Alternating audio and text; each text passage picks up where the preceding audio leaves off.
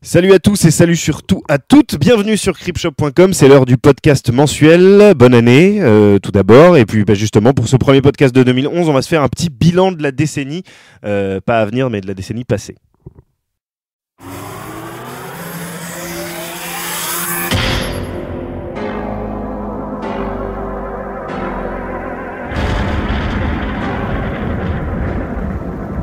Le podcast de Cryptshop.com. Cryptshop.com. Welcome to Prime Time, bitch. Ah, formidable générique. Donc bienvenue en 2011, la décennie 2000-2010 c'est terminé, c'est pour ça qu'on est là pour en parler aujourd'hui. Alors on va enfoncer des portes ouvertes, hein. Aujourd'hui je vous préviens, on va parler de trucs dont vous avez déjà débattu 1000 fois entre amis, sauf que nous on va le faire entre nous et que comme on est super fort, ça va vous intéresser. Les habitués du podcast Cryptshop.com, François, bonjour. Bonjour. On se réveille l'ami. Il faut dormir un peu là quand même. Pourquoi je t'entends en écho Mais non, c'est bon, tu ne cette m'entends salle ? plus. D'accord, c'est formidable. Bonne année. Bonne année. Bruno est également avec nous. Salut tout le monde, chers auditeurs, chères auditrices. Comment ça va ? Ça va très bien. Ok, donc Bruno est Et bonne année à vous aussi. Et nous avons deux invités de marque aujourd'hui pour ce formidable premier podcast de l'année 2011. Pardon ? Ouais, voilà, on fait des blancs. Tout d'abord, alors Pascal, bonjour à toi. Oui, salut à tous et à toutes. Comme Transfuge des pieds dans le pad. Voilà, tout à fait. Ouais, on a fait un petit revirement de situation à la dernière minute et c'est pas plus mal. Très bien. Eh bien, écoute, enchanté, bienvenue à toi. Et bonne année. Et bonne année à toi également. Et on le connaît sous le nom de LMD. J'avais envie de le dire. Comment vas-tu ? Mais ça va très bien. Eh bien, écoute, merci à toi de t'être joint à nous pour ce nouveau podcast. Alors donc, on va faire une sorte de petit bilan de cette décennie que nous venons de parcourir un petit peu. On va essayer de parler de culture plus ou moins, entre guillemets, geek, les choses qui nous intéressent un petit peu plus que le cinéma d'auteur français de 2000 à 2010. Moi, j'avais envie de commencer... sur l'émergence du numérique, en fait, sur ce que ça avait changé, que ce soit dans le cinéma, dans la musique, dans l'industrie culturelle en général, le téléchargement illégal, les voyages en Albanie, tout ça, les choses qui font que aujourd'hui on n'écoute plus vraiment la musique de la même façon, qu'on regarde plus les films de la même manière, qu'on va moins au cinéma, peut-être parce qu'on trouve moins de solutions intéressantes pour nous y emmener aussi, ça joue. Et Mais... qu'on ne filme plus les films de la même manière non plus d'ailleurs. qu'on ne filme plus de la même façon, effectivement, on en avait déjà parlé plusieurs fois, entre autres avec la 3D, mais avec le numérique, enfin plein de techniques qui ont émergé durant cette décennie. Comment vous avez traversé cette décennie, vous, de votre côté, culturellement parlant ? Qui veut commencer ? Ah. Bah alors les enfants. Moi je vais juste commencer en disant que le numérique ça m'a apporté une chose, ça m'a apporté un écran plat qui prend moins de place chez moi. D'accord. Voilà, depuis les années 2000 j'ai un écran plat et ça prend moins de place, c'est plus grand et c'est mieux. Je profite mieux du cinéma chez moi. Et donc du coup tu vas plus au cinoche ? Si, je vais toujours au cinéma parce que j'ai quand même pas un écran qui fait 15 mètres de diagonale. D'accord, très bien. Qui va encore au cinéma aujourd'hui ? Moi, j'y vais toujours. Tu y vas beaucoup ? Ah oui. Moi, je suis friand des nouvelles technologies. J'aime pas rester que chez moi pour savourer un petit film. Il me faut le grand écran, quoi. Donc Large. voilà, ouais, tu fais pas partie de la génération de téléchargement. Ah si, quand même. Quand même un peu. Je fais les deux, quoi. Hop. Toi t'es fiché sur Adobe. Alors j'évite Adobe, vous voyez. Ouais, c'est ça pour l'instant. Donc, Il faut, je vous préviens les gars tout de suite, j'ai accès à la base de données de Cryptshop.com, hein, évidemment, puisque je gère la boutique avec François. Et dans les abonnés à la newsletter, il y a Adobe. Hein. Je vous le dis tout de suite, et c'est pas des conneries. Pour de vrai ? Ouais, pour de vrai, ouais. J'ai fait une petite recherche, c'est vraiment l'adresse officielle, etc. Ah, Donc je vous le dis. non, mais on télécharge légalement, vous inquiétez pas. Adobe. Au cas où on vend des vieux DVD avec la qui viennent carte d'Albanie. jeune. Que des choses qui sont autorisées. Bon, alors rentrons dans le vif du sujet parce que bon, la technologie, tout ça, c'est bien beau, mais on va parler des œuvres culturelles qui nous ont marqués quand même. C'est plutôt sympathique aussi. Il y en a qui font des mouvements à côté de moi, j'arrive pas à me concentrer comme il faut. Je sens que ça va être n'importe quoi, mais c'est pas grave. Qu'est-ce qui vous a marqué, vous, culturellement parlant, durant cette décennie, les amis ? La mort du cinéma. Alors, Encore. encore et toujours la mort du cinéma. Qu'est-ce que ça veut dire pour toi la mort du cinéma? Non, qu'est-ce que ça veut dire? Oui, alors avec ça se rapprocherait plus de ce dont on parlait avant, le numérique. Ouais. Effectivement, ça a complètement changé le rapport qu'on a par rapport au film. Mais bon, si on commence à parler de ça, on n'est pas rendu, je crois. On va Ah faire bah en même toute temps on est là l'émission pour dessus. ça. Hein. Oui, non, la mort du cinéma, non, ça c'est un point de vue dégris, c'est normal. Excuse-moi de te couper, je voulais juste savoir une précision par rapport, tu dis la mort du cinéma, par rapport au format je veux dire, utilisé entre la péloche et le numérique. Enfin, l'ancien format, je veux dire, le numérique qui remplace totalement la pellicule peut... En fait, Fur- non, fur et c'est à pas mesure de la tellement, décennie. c'est pas tellement le problème du support sur lequel on met les films, mais c'est vrai que, enfin, depuis 10 ans, avec Internet et la télé, etc., c'est la mort du cinéma. Bon, sur la qualité, ça c'est une chose, et puis aussi c'est D'accord. surtout la fin le brouillage des limites entre les différents formats, entre les séries télé et le cinéma, l'importance que prennent les séries télé. La qualité technique qu'elles acquièrent désormais depuis un certain nombre d'années, et Ouais. puis et le fait qu'on se déplace moins pour aller en salle, et qu'à terme, je pense que la salle va devenir une espèce de curiosité, un peu comme les gens qui vont à la Comédie Française, voir des trucs. Ouais, mais il y en a plein. Hein. On croit que c'est mort la com, mais ça remplit tous les soirs. Hein. Ah ouais, je m'étonne. Bruno veut s'exprimer mais il n'a pas de micro. Ce que tu dis, Louis, c'est un peu paradoxal avec les chiffres de fréquentation qui ont encore augmenté de 10%, je crois, en 2010, des salles de ciné en France. Oui, c'est possible, mais écoute, tu sais, moi, les faits, s'ils ne concordent pas avec ma vision. Il en a rien. Non, mais clairement, on peut. Non, mais là, il faut raison garder. Bien sûr. On peut pas parler de mort, en tout cas commerciale, du cinéma en France. C'est clair que non. Si je reste sur la France et Non, même mais- l'Europe d'ailleurs. La mort, c'est une hyperbole. Alors globalement, d'accord. Ce que je vais là, je vais vous donner des faits concrets. J'écoutais France Inter il y a 2-3 jours en voiture et Didier Alouche a une émission sur France Ouais. Inter. J'étais surpris. Et donc Didier disait, il faisait une petite récap du bilan 2010 du Cinoche mondial. Alors, aux États-Unis, le chiffre d'affaires a augmenté parce qu'il y a l'effet 3D qui a augmenté le prix des billets. Mais c'est Ça, c'est une chose.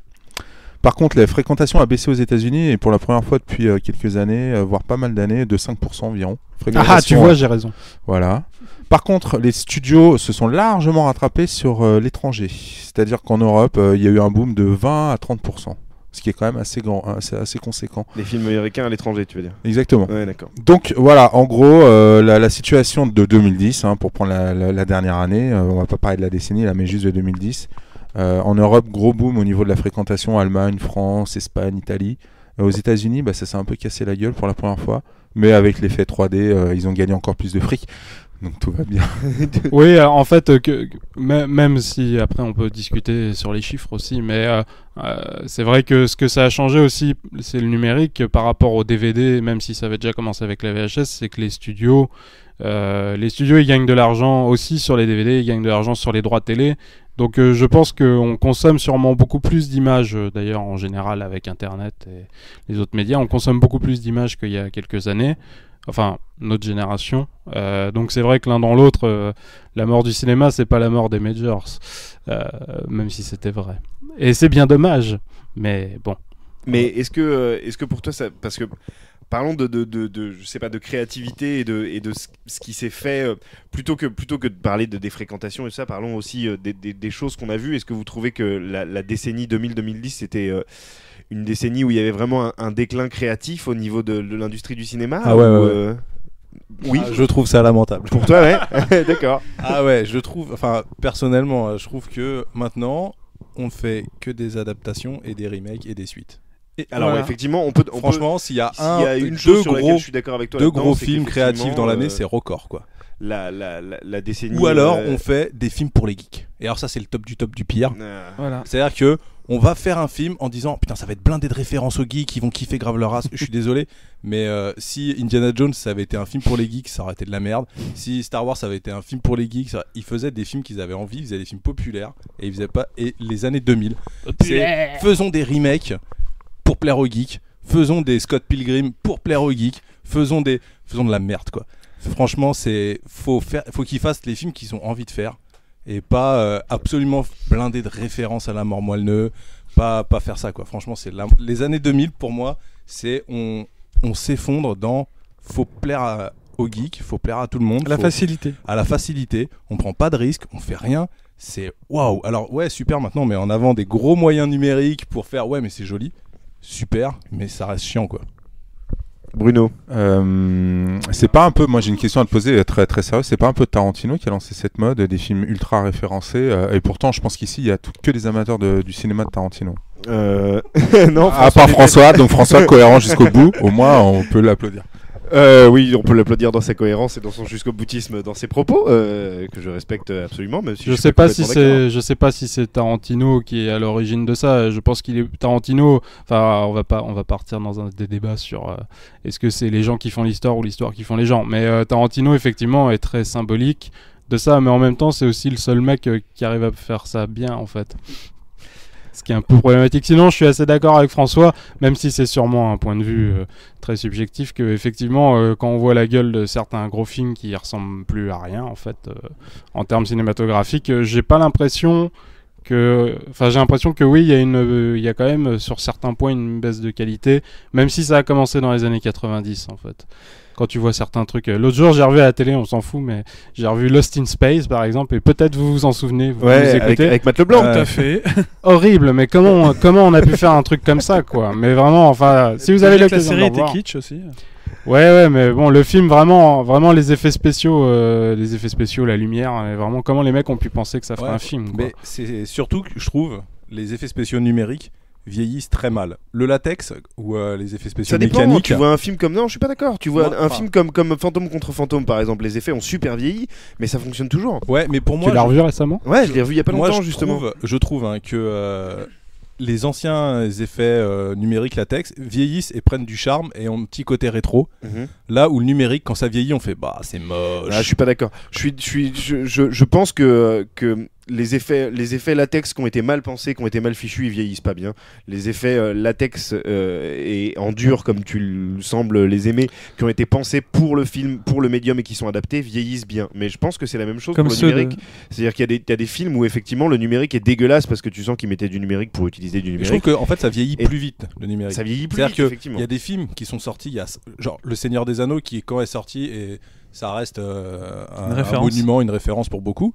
Les effets numériques du Seigneur des Anneaux, ils ont déjà pris une grosse claque. C'est plus du tout le top. Effectivement, c'est plus le top, mais ça vieillit super vite, quand même quelque chose de bluffant. Ne serait-ce que on a la chance de l'avoir vu au moment où c'est sorti en salle, et du coup, on se souvient qu'à l'époque, c'était assez incroyable de faire des trucs pareils avec aussi peu de budget. On se souvient si on dormait pas. Si on dormait pas, c'est-à-dire si on a bien aimé, comme en ce qui me concerne, c'était le cas. Sachant qu'il y a une version longue aussi. Hein. C'est pas mal. Les versions longues, c'est un autre grand débat des années 2000 qui m'énerve. Ah, les director's cut. Tu payes ta place pour aller au cinéma et comme tu vas le racheter en DVD, bah on va te mettre un director's cut, comme ça on est sûr que tu payes une deuxième fois. Pour finir sur le numérique quand même, enfin pour changer un peu de ma position habituelle, que vous ne connaissez probablement pas d'ailleurs, mais pour revenir sur le numérique, c'est vrai que quand c'est vraiment bien fait, c'est par exemple Le Seigneur des Anneaux, je suis d'accord que ça a dû prendre une claque, mais par exemple Starship Troopers, qui est un film de 98, ça vieillit plutôt bien. Terminator 2 quand c'était bien fait, parce qu'ils utilisent juste ce qu'il faut là où il faut. Moi, ce que je reproche, c'est cette espèce de débauche pour masquer la misère. Mais je trouve pas que dans le Seigneur des Anneaux, ce soit de la débauche pour cacher la misère. C'est ce que j'allais dire. Je pense que l'exemple est mal choisi, François, parce que Seigneur des Anneaux, je me suis gaufré les 80 heures de making of parce que ça m'intéressait.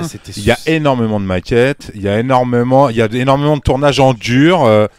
Du décor, non mais voilà, il faut dire ce qui est. C'est loin d'être un film où qui a été tourné sur un fond bleu, tu vois, c'est loin d'être ça. Ouais. C'est pas Sin City, quoi. Voilà, mais cela dit, je suis d'accord avec toi sur le fait qu'il y a quand même beaucoup de numérique dans le film. C'est un choix aussi, c'est un film de fantasy où il a voulu donner corps à des visions complètement autres. Dantesques. Enfin, et puis il vit avec son temps, j'ai envie de dire, quoi, tu vois. C'est ça. Moi, Legolas, c'était vachement bien fait en image de synthèse. C'est vrai. Mais vous parliez de ça, mais moi je pense au King Kong de Peter Jackson aussi. qui est en fait d'un point de vue numérique, en tout cas, qui déploie pareil toute une gamme d'effets spéciaux où le singe, enfin si je l'ai revu dernièrement, et c'est vrai que le singe m'impressionne énormément, dans celui qu'a créé Jackson pour ce film-là. Mais ceci dit, après, moi j'ai revu des scènes dans King Kong qui me plaisent pas du tout, comme cette avalanche de dinosaures quand ils courent dans tous les sens, avec les caméras. Je trouve ça très mal fait, quoi. Et pourtant, il y a des moments vraiment intenses dans le film, comme j'adore quand il est sur le building, sur l'Empire State Building. Mais c'est que maintenant, pour moi, je trouve, c'est comme ils ont la facilité de faire des scènes de ouf, ils se disent allez, on y va, on en rajoute, on en remet, on tartine. Et au final, ça devient dégueulasse. Mais je trouve que là-dedans, t'as quand même un tri à faire, quoi. C'est-à-dire que t'as des cinéastes qui se disent ouais, génial, j'ai l'outil numérique, je vais foutre des trucs partout, ça va être chambé. Et t'as des cinéastes qui ont quand même un minimum de recul et qui s'en servent de manière, on va dire, intelligente pour soutenir le propos de leur film, mais pas forcément juste pour en foutre plein la gueule des gens. Même si je suis d'accord avec toi, c'est ce qu'on a l'occasion de voir le plus. Oui, voilà. Moi, je te parle de grosso modo ce qui ressort des des 10 dernières années. C'est sûr que dedans, il y a des pépites et il y a des trucs très bien faits. Hein. Mais je trouve que tout ça, tout ce numérique et tout ça a tendance quand même à plomber pas mal de films qui auraient pu être un peu mieux si c'était un peu retenu, s'ils n'avaient pas voulu faire au maximum. Alors, je suis friand de gros films débiles pour d'autres raisons, mais je trouve que quand même ça a été un peu trop. Il faudrait juste mais de toute façon, ça va être de pire en pire avec la 3D, donc je m'y fais, je vais en bouffer plein et je vais kiffer, mais c'est pas grave. Tout ça n'empêche pas que le meilleur blockbuster de la décennie est bien sûr G.I. Joe. Absolument. Voir Bad Boys 2. Mais messieurs, vous n'êtes pas d'accord que le souci entre guillemets de ce numérique, c'est aussi que nos moyens maintenant de diffusion sont tous en numérique aussi. C'est-à-dire que tu te mates un film comme Les Seigneurs des Anneaux qui n'est pas encore d'ailleurs sorti en Blu-ray, mais le jour où il sortira en Blu-ray, tu le reverras en Blu-ray. Il est sorti en Blu-ray, Le Seigneur des Anneaux, mais pas les versions longues. Ouais, exact, d'accord. Bon bah moi je les ai pas chopés de toute façon, mais à mon avis, un mec comme François, il va juste péter un câble de revoir le film en haute def. Non mais ça va être encore pire, il va dormir en haute définition, quoi. La synthèse en haute def sur un bon écran, mais comment elle ressort grave alors que sur une vieille VHS old school ou sur les DVD qui avaient une définition déjà aujourd'hui pas terrible, mais quand c'était nouveau c'était génial. Oui voilà, donc en gros l'effet ne va que s'accentuer avec nos moyens de diffusion encore plus nets. Et tu le supporteras de moins en moins. Ouais, mais le Blu-ray c'est moins net que moi, le cinéma. Moi je te conseille d'enregistrer Seigneur des Anneaux sur VHS et de le remater comme ça. Et après d'en faire un rip pourri, de le graver sur un DivX, le recadrer. Tu regardes Turkish Star Wars et ça a bien Turkish Star Wars. Non mais ça, je trouve que c'est des effets qui vieillissent super vite et qui n'ont pas de charme en fait. Qui ont moins de charme, pas de charme, mais qui ont moins de charme quelque chose qu'autre chose. Et le cinéma est mort en 73 ou 72. C'était quelle année qu'il est mort Je sais pas, tous les 10 ans, non, à peu près. Avec Les Dents de la Mer. Ah, c'est sûr que tu regardes Les Dents de la Mer en Blu-ray, ça a encore de la gueule. C'est assez dingue, effectivement. Complètement, ouais. Ou The Thing de Carpenter, effectivement. Mais ça, je pense qu'il y a certains films qui utilisent le numérique de cette manière et qu'on pourra revoir dans 20 ans en se disant putain, tu regardes encore, je sais pas, tel film aujourd'hui et ça a encore de la gueule. Moi, je pense que. Ou Maniac de William Lustig. Où il y avait des très bons effets numériques dedans. Non, je pense aux effets de Tom Savini que moi j'aime bien. Ouais, qui sont bien faits, qui sont très bien faits. Mais donc ouais, alors en parlant du Seigneur des Anneaux, combien de trilogies on s'est farci entre 2000 et 2010? Beaucoup trop. Parce que c'est un peu la décennie des trilogies. Pour moi, il y en a une de trop, c'est Transformers quand même. Mais bon. Ah, le 3 est pas encore sorti. Le 3 n'est pas sorti, mais oui, il fait partie de la. Il est le cul entre deux chaises. C'est pas Narnia plutôt? Mais Narnia, c'est pas. Il y en a encore une de trop, c'est Pirates des Caraïbes. Pirates des Caraïbes, j'ai bien aimé le premier, moi. Oui, ça reste fun. Je suis pas. Ça reste sympa. Fun quoi. Après, en faire un quatrième. Non, mais il y aura plus Orlando Bloom et Keira Knightley. Moi déjà, pour moi, c'est un bonus, une valeur ajoutée à l'éventuelle suite. Il y aurait plus de films du tout, ce serait bien aussi. Vas-y, je t'écoute. Excuse-moi, je voulais rebondir sur ce que tu as dit, François, tout à l'heure, par rapport au fait qu'il y avait trop de séquelles, de suites, etc. Je suis tout à fait d'accord avec ça. Et c'est pour ça qu'aujourd'hui, je pensais qu'il manquait vraiment de l'originalité, de la créativité. C'est-à-dire qu'on facilement, les scénaristes se complaisaient dans une sorte de système, comme tu dis, facile, qui permet simplement de faire des suites, des séquelles, des reboots, etc. Moi, ma question, c'est qu'est-ce qui va rester des années 2000 de grandes figures du cinéma, comme il reste des années 80, des années 70. Maintenant, on va faire un remake de Fantomas, un vieux personnage, un remake de Vendredi 13, on fait que des remakes et on ne crée pas. Et qu'est-ce qui va rester des années 2000 comme vraie moi, figure. je pense qu'effectivement, les années 2000, ça a été une décennie très peu créative, effectivement. Tu vois, les comic book movies, on puise en fait toute la créativité cinématographique. J'ai l'impression qu'elle a été puisée dans des médiums autres. Donc, oui, le comic book, la littérature, ça a un peu toujours été ça dans le cinéma, je pense. Mais effectivement, là, c'est particulièrement ce genre de choses, ouais. C'est particulièrement prégnant dans cette dernière décennie. Voilà, les comic book movies également. C'est un truc qu'on était. Enfin, en ce qui me concerne, j'étais super content de voir débarquer enfin au cinéma quand on m'a dit Sam Raimi fait Spider-Man. J'ai fait oh putain, c'est formidable. Putain, j'espérais leur une tronçonneuse au bout du bras. Aujourd'hui, c'est limite, t'en peux plus parce que tu te dis non, s'il vous plaît, faites pas un nouveau Iron Man. Arrêtez. Ah oui, Iron Man 2. Là. Mais alors, je sais pas à quoi c'est dû. Pourquoi est-ce que c'est le public qui. C'est parce que les films coûtent beaucoup d'argent. Ouais. Encore plus qu'avant, coûte beaucoup d'argent et que c'est toujours moins risqué sur un très gros budget d'engager sur une franchise ou une propriété qui a déjà une base. Oui, mais regarde, quand ils ont fait le premier Iron Man, ils se sont pas forcément dit que ça allait cartonner. Iron Man, c'était pas le super enfin, ils pensaient pas qu'ils allaient faire 10 millions non plus, tu vois, ouais. Et ça a été un succès surprise. Mais ce que tu dis, Louis, t'as tout à fait raison, mais ça s'applique à quasiment tous les médias. Hein. Je veux dire, les jeux vidéo, c'est exactement pareil. Aujourd'hui, ça coûte énormément de fric. Ouais. On a des schémas préétablis de jeux qui cartonnent comme Call of Duty.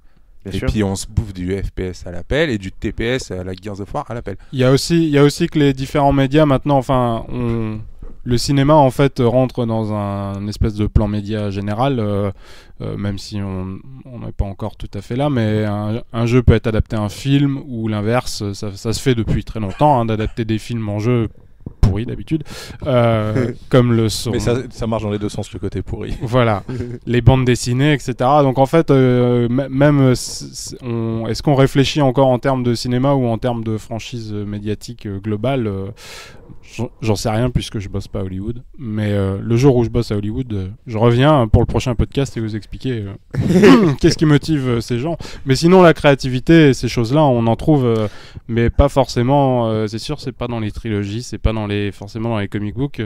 Des bons films, là, j'en ai plein. Il y en a eu plein cette décennie. J'ai une liste mal écrite que j'arrive pas à relire. Mais je vous assure, il y en a eu plein. Moi, quand tu parlais de créativité, je pense peut-être à un studio en particulier qui fait vraiment des efforts, je veux dire, assez importants au niveau de créativité, du moins en tout cas en termes comiques, c'est Pixar avec ses films. Parce qu'à chaque fois, ils essaient vraiment d'apporter quelque chose de vraiment différent à leur comédie d'animation. Je pense à Wall-E, qui est quand même un petit bijou en termes de réalisation, même de scénario. Donc, c'est quand même un studio dans cette décennie qui a, je dirais, explosé d'un point de vue créativité. Parce que aujourd'hui, je veux dire, moi je pense à tout ce qui est DreamWorks, je pense aux studios qui font l'Âge de glace, etc. Je ne retrouve pas cette même force de créativité. Après, c'est une question. Je suis assez d'accord là-dessus. On peut penser, parce qu'il me semble que c'est l'avis de François et que je le prédis déjà. Voilà. Que Pixar ne fait que régresser de film en film. Mais moi, je suis assez d'accord sur le fait qu'on pense que ça régresse ou pas qualitativement parlant. Ça reste effectivement un des studios à travers le monde qui se sont permis de rester créatifs, même si souvent dans leurs films ils utilisent des schémas qu'on retrouve dans plein de vieux Disney qui a explosé dans les années 2000. Oui, tout à fait. Ça a vraiment explosé. Après Toy Story. Parce que le Toy Story 1 il date des années 90 encore. Toy Story 1. Oui, ça date. Toy Story 1 95. Ouais. Mais on va dire que Pixar s'est créé une notoriété mondiale vraiment dans les années 2000, hors connaisseur cinéphile ou curieux. C'est l'histoire d'un éléphant, il joue au tennis, son père est mort d'une crise cardiaque et il faut qu'il travaille pour ne pas mourir d'une crise cardiaque. Mais quand même, j'aimerais juste dire que Pixar, a priori, défonce tous les autres studios, comme tu disais, Pascal, en termes d'animation 3D. Mais il y en a un seul qui, pour moi, a réussi à les concurrencer au moins d'un point de vue créatif et aussi visuel, parce que c'est vrai que le film est joli à regarder, c'est Happy Feet de George Miller. Et là, moi j'adore. Perso, j'adore. Et là, ça fait plaisir de voir. Non, mais là, on parle de George Miller. On parle du mec qui a fait Mad Max 1 et 2. Bien sûr. Babe. Enfin bon, bref, on parle d'un réalisateur qui est aussi un auteur. Tout à fait, ouais. qui est pas Sorcière un des yes Suèdes. man, hein, et voilà, et on met un mec comme ça sur un film d'animation, voilà le résultat. Je veux dire, ce gars-là, il pourrait faire un court-métrage avec De Francis Sou, je suis sûr que ça serait de la balle aussi. Voilà le résultat. Oh, les pingouins vont mourir, on arrête de pêcher. Oh, regardez, ils dansent, c'est génial. Non mais stop quoi. Mais non, Non, mais c'est comme Dragon qui est sorti récemment. J'ai trouvé que c'était très, j'ai très trouvé bien. que c'était vachement bien. Et Ah, ça sortait pas du studio Pixar, Très, ça très fait bien. DreamWorks. Alors moi, j'y allais à reculons. Je me suis dit, oh, c'est pas possible, ça peut pas être bien. c'est très Ouais, beau. c'est ouais. formidable. Dragon, c'est sympa, ouais. Ah, c'est Ça- vraiment ça pas se tient mal. bien. Mais c'est comme tous les films de Zemeckis qu'il fait maintenant en animation 3D, toute la vague qu'il a créée après, Monster House, tout ça. Ouais. Ça se tient bien, ouais, c'est pas mal. Et au moins, c'est un peu créatif, quoi. C'est un petit peu. Il y a un... Ouais, du coup, t'as l'impression d'être devant des oasis de créativité au milieu Ouais, de toutes sortes de regarder ça et de te dire, ah ouais, Monster House, je l'ai regardé, j'ai fait, ah, c'est pas mal. Au moins, ils reviennent. Enfin, ils ont un espèce d'esprit un peu où ils prennent pas trop les enfants pour des mongols. Moi, ce que je reproche à Pixar, c'est le côté, ouais, mais c'est pour les enfants, mais c'est un peu aussi pour les adultes. Donc, c'est pour les adultes, mais pas trop, et pour les enfants, mais pas trop. Donc, c'est un espèce de truc entre les deux, une espèce de simplicité pour plaire à peu près à tout le monde.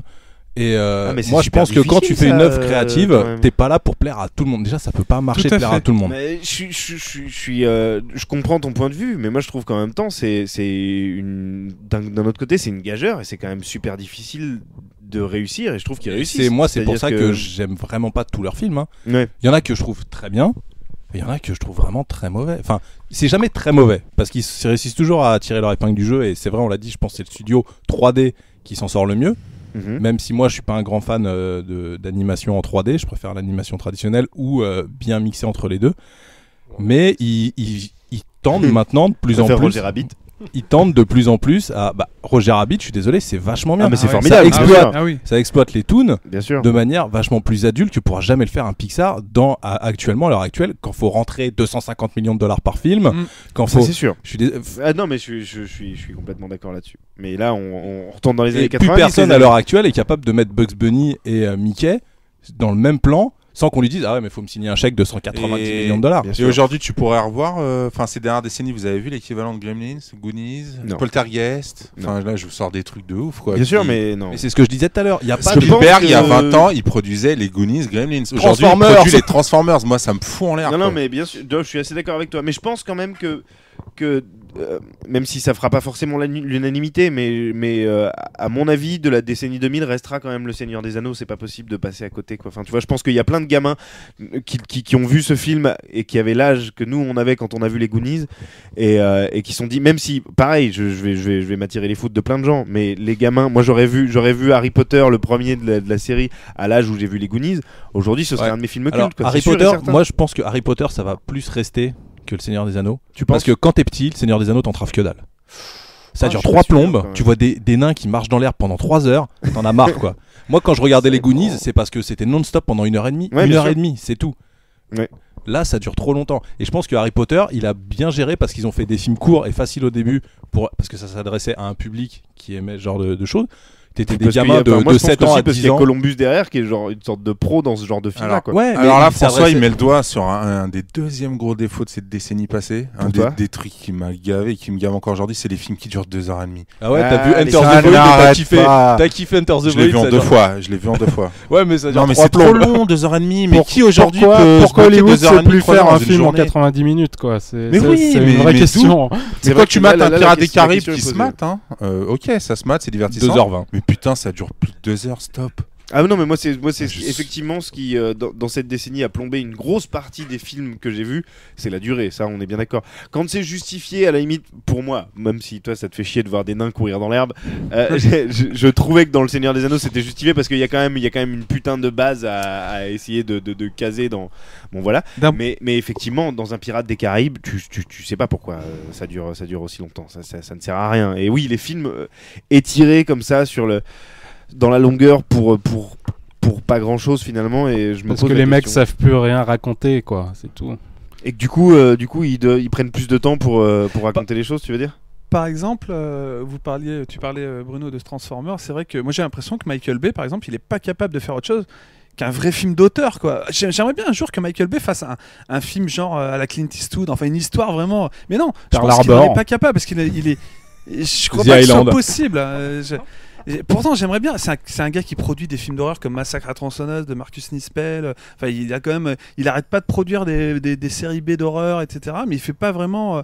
J'ai l'impression il produit des remakes. il nage dans Il a des... zéro créativité. Ah, il se fait un fric Voilà, fou, c'est ouais, ça. Il est très bon en effets spéciaux, peut-être. Je sais pas. Moi j'aime pas, mais Voilà. oui, il est Donc, balèze. ouais, zéro créativité, comme tu dis. Ouais, c'est un peu triste. Michael Bay est très représentatif de cette décennie finalement. Quoi. Bien sûr. C'est vraiment une des Ah, figures complètement. emblématiques des années 2000. Quoi, je veux Là, dire. j'entends des gens crier Zack Snyder derrière moi. Zack Snyder, ce sera à mon avis le Michael Bay de 2010, De 2010 à 2020. c'est 2010 bien à possible, 2020, ouais. lui il est en train de nous Mais, préparer. non mais voilà, Pascal me dit Watchmen, j'ai aimé Watchmen, c'est vrai, mais j'aime bien les films de Snyder. Moi, j'aime Comme pas j'aime, tous les- bien un film de non, Snyder mais- sur deux généralement. Non mais j'aime aussi certains films de Michael Bay, quoi. Je veux dire, je renie pas ce côté décérébré et un peu bourrin, plaisir coupable Bien de sûr ce que non. film, il y a pas de problème. Par contre, si on veut être objectif, faut reconnaître qu'il y a beaucoup trop de scories dans ces films et qu'il y a beaucoup de merde quand même. Mais Ouais, c'est c'est de la surtout, merde, c'est quoi. surtout que c'est quand même de la merde. Enfin, je sais pas, tu compares. Encore une fois, on compare les années 2000 aux années précédentes. Moi, tu me fous un Bad Boys et un Piège de cristal à côté. Bon, bah, le choix, il est fait tout de suite, mais tout de Ouais. suite, quoi. Oui, mais c'est un peu, en même temps, c'est un peu. Tu prends genre un des meilleurs films d'action de la décennie des années 80, et tu le mets contre Bad Boys, qui est pas du tout un des meilleurs films d'action de la décennie de Bah, 2010. mais par plein de gens, il est considéré comme, quoi. Ouais, par plein de gens, Ah. par plein de gens. Il y a plein de gens qui sont sur Facebook aussi. Hein. les gens, non, mais c'est ça, en fait, le problème, c'est que c'est vrai que Hollywood et les blockbusters, c'est peut-être pas vrai pour tout le cinéma, mais Hollywood et les blockbusters, c'est vrai que ça a été une décennie insupportable. Il y a eu quelques trucs sympas. Oui, Genre ouais, Kiss Joe. Kiss Ouais. Bang Bang que j'ai bien aimé. Kiss Kiss Bang Bang. Alors, si Enfin, t'es c'est pas très blockbuster.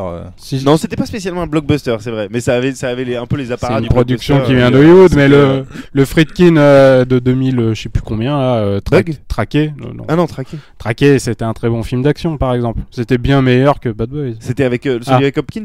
Oui, avec Hopkins Et Barbu. et Guillermo del Toro, ouais, Exact, dans le exact, rôle d'un exact. tueur fou. Est-ce que ça fait partie de tes films de la décennie? Probablement, oui. Ouais. En y repensant, avec Hong Bak et G.I. Joe et un seul deviendra Invincible 2. Un seul peux pas- deviendra Invincible 2, c'est un très bon film Tu d'action. peux pas être crédible, je suis désolé Louis. non, attends, non, vous c'est rigolez, pas mais possible. techniquement, un seul deviendra Invincible 2. Les scènes de tape, Ouais. elles sont vachement bien. Ah, mais j'en doute pas une seule seconde. Mais c'est un détail. Non mais attends, G.I. Joe, pour moi, ça représente tout ce cinéma de merde qu'on Non, non, non, non. tout à l'heure. Alors moi, G.I. Joe, attention, c'est mieux, Je suis le- super Mais fan de Stephen arrêtez, Sommers, les mais gars. alors, Voilà. le Non. réveil du Cobra, j'attends Bah, toujours qu'il se réveille, quoi. Non, non, Non mais attendez, vous pouvez pas cracher cracher sur un mec comme Michael Bay. Van Helsing, c'est Et pire. en Helsing, disant à c'est côté vrai, G.I. si, Joe, on peut. c'est vachement bien. C'est pas vrai. C'est pas vrai. Ah, C'est les... non, G.I. Joe, ça fait du ils cul. sont cousins. Ils sont consanguins ces réals-là. Ah non, je suis pas d'accord parce que Sommers, pour moi, c'était. Mais justement un attendez, mec- attendez que les j'attendais choses G.I. soient Joe claires. à Les choses mort. soient claires. Je Et dis pas c'est- qu'on peut pas prendre du plaisir devant G.I. Joe. Il y a pas de problème. Moi, je prends du plaisir devant des films de Michael Bay, encore une fois. Mais objectivement, c'est de la merde. Ah, enfin, moi, G.I. Joe, j'ai trouvé ça pas bien hein, en ce qui me concerne. Ah, mais moi, c'est parce que je J'ai suis juste payé trouvé ça par pas la bien parce que je Paramount. trouvais que ton avis, ouais. Je trouvais que le titre était mensonger. On parle du réveil du Cobra et le Cobra se réveille jamais. Donc, du coup, pour moi, à la fin du film, je dis le Cobra ne s'est pas réveillé. On m'a vendu de la merde. Je suis pas d'accord. Mais les films précédents de Summers, j'avais bien aimé. Je trouvais que c'était un mec Enfin, généreux. Qui... Van Helsing, ça rentre à fond dans le côté. Putain, la synthèse, elle est moche. Le combat de fin, putain, il est pourri. Ouais, c'est un peu moche, Ah ouais, mais non, en moi, même temps, c'est un Dracula peu me moche, mais plaît pas du tout. t'as tellement le Frankenstein à côté qui lui n'est pas du tout en image de synthèse et qui est un peu kitsch. Enfin, je sais pas, il y avait dans Van Helsing, il y avait un côté kitsch qui me parlait bien, alors que dans G.I. Joe, j'ai pas du tout retrouvé ça, mais vraiment pas. Moi, je vais vous dire ce que je retiens de la décennie 2000. Parce que depuis tout à l'heure, on est en train de cracher sur 40 trucs en même temps à la fois. Mais on va parler un peu des choses qui sont bien aussi. Dans les années Allons-y. 2000, je retiens... Bon, ils ont commencé à sortir des films des années 90, mais vraiment, moi, j'en ai vu beaucoup dans les années 2000. C'est les Frères Farrelly. Je retiens les mortel. films des Ouais, années les Frères 80. Les Frères Farrelly, voilà, pour moi, c'est pareil. Ils ont sorti que des bombes quasiment. Et plus globalement, la comédie américaine, je trouve qu'il est Alors, quand même je suis à un assez niveau.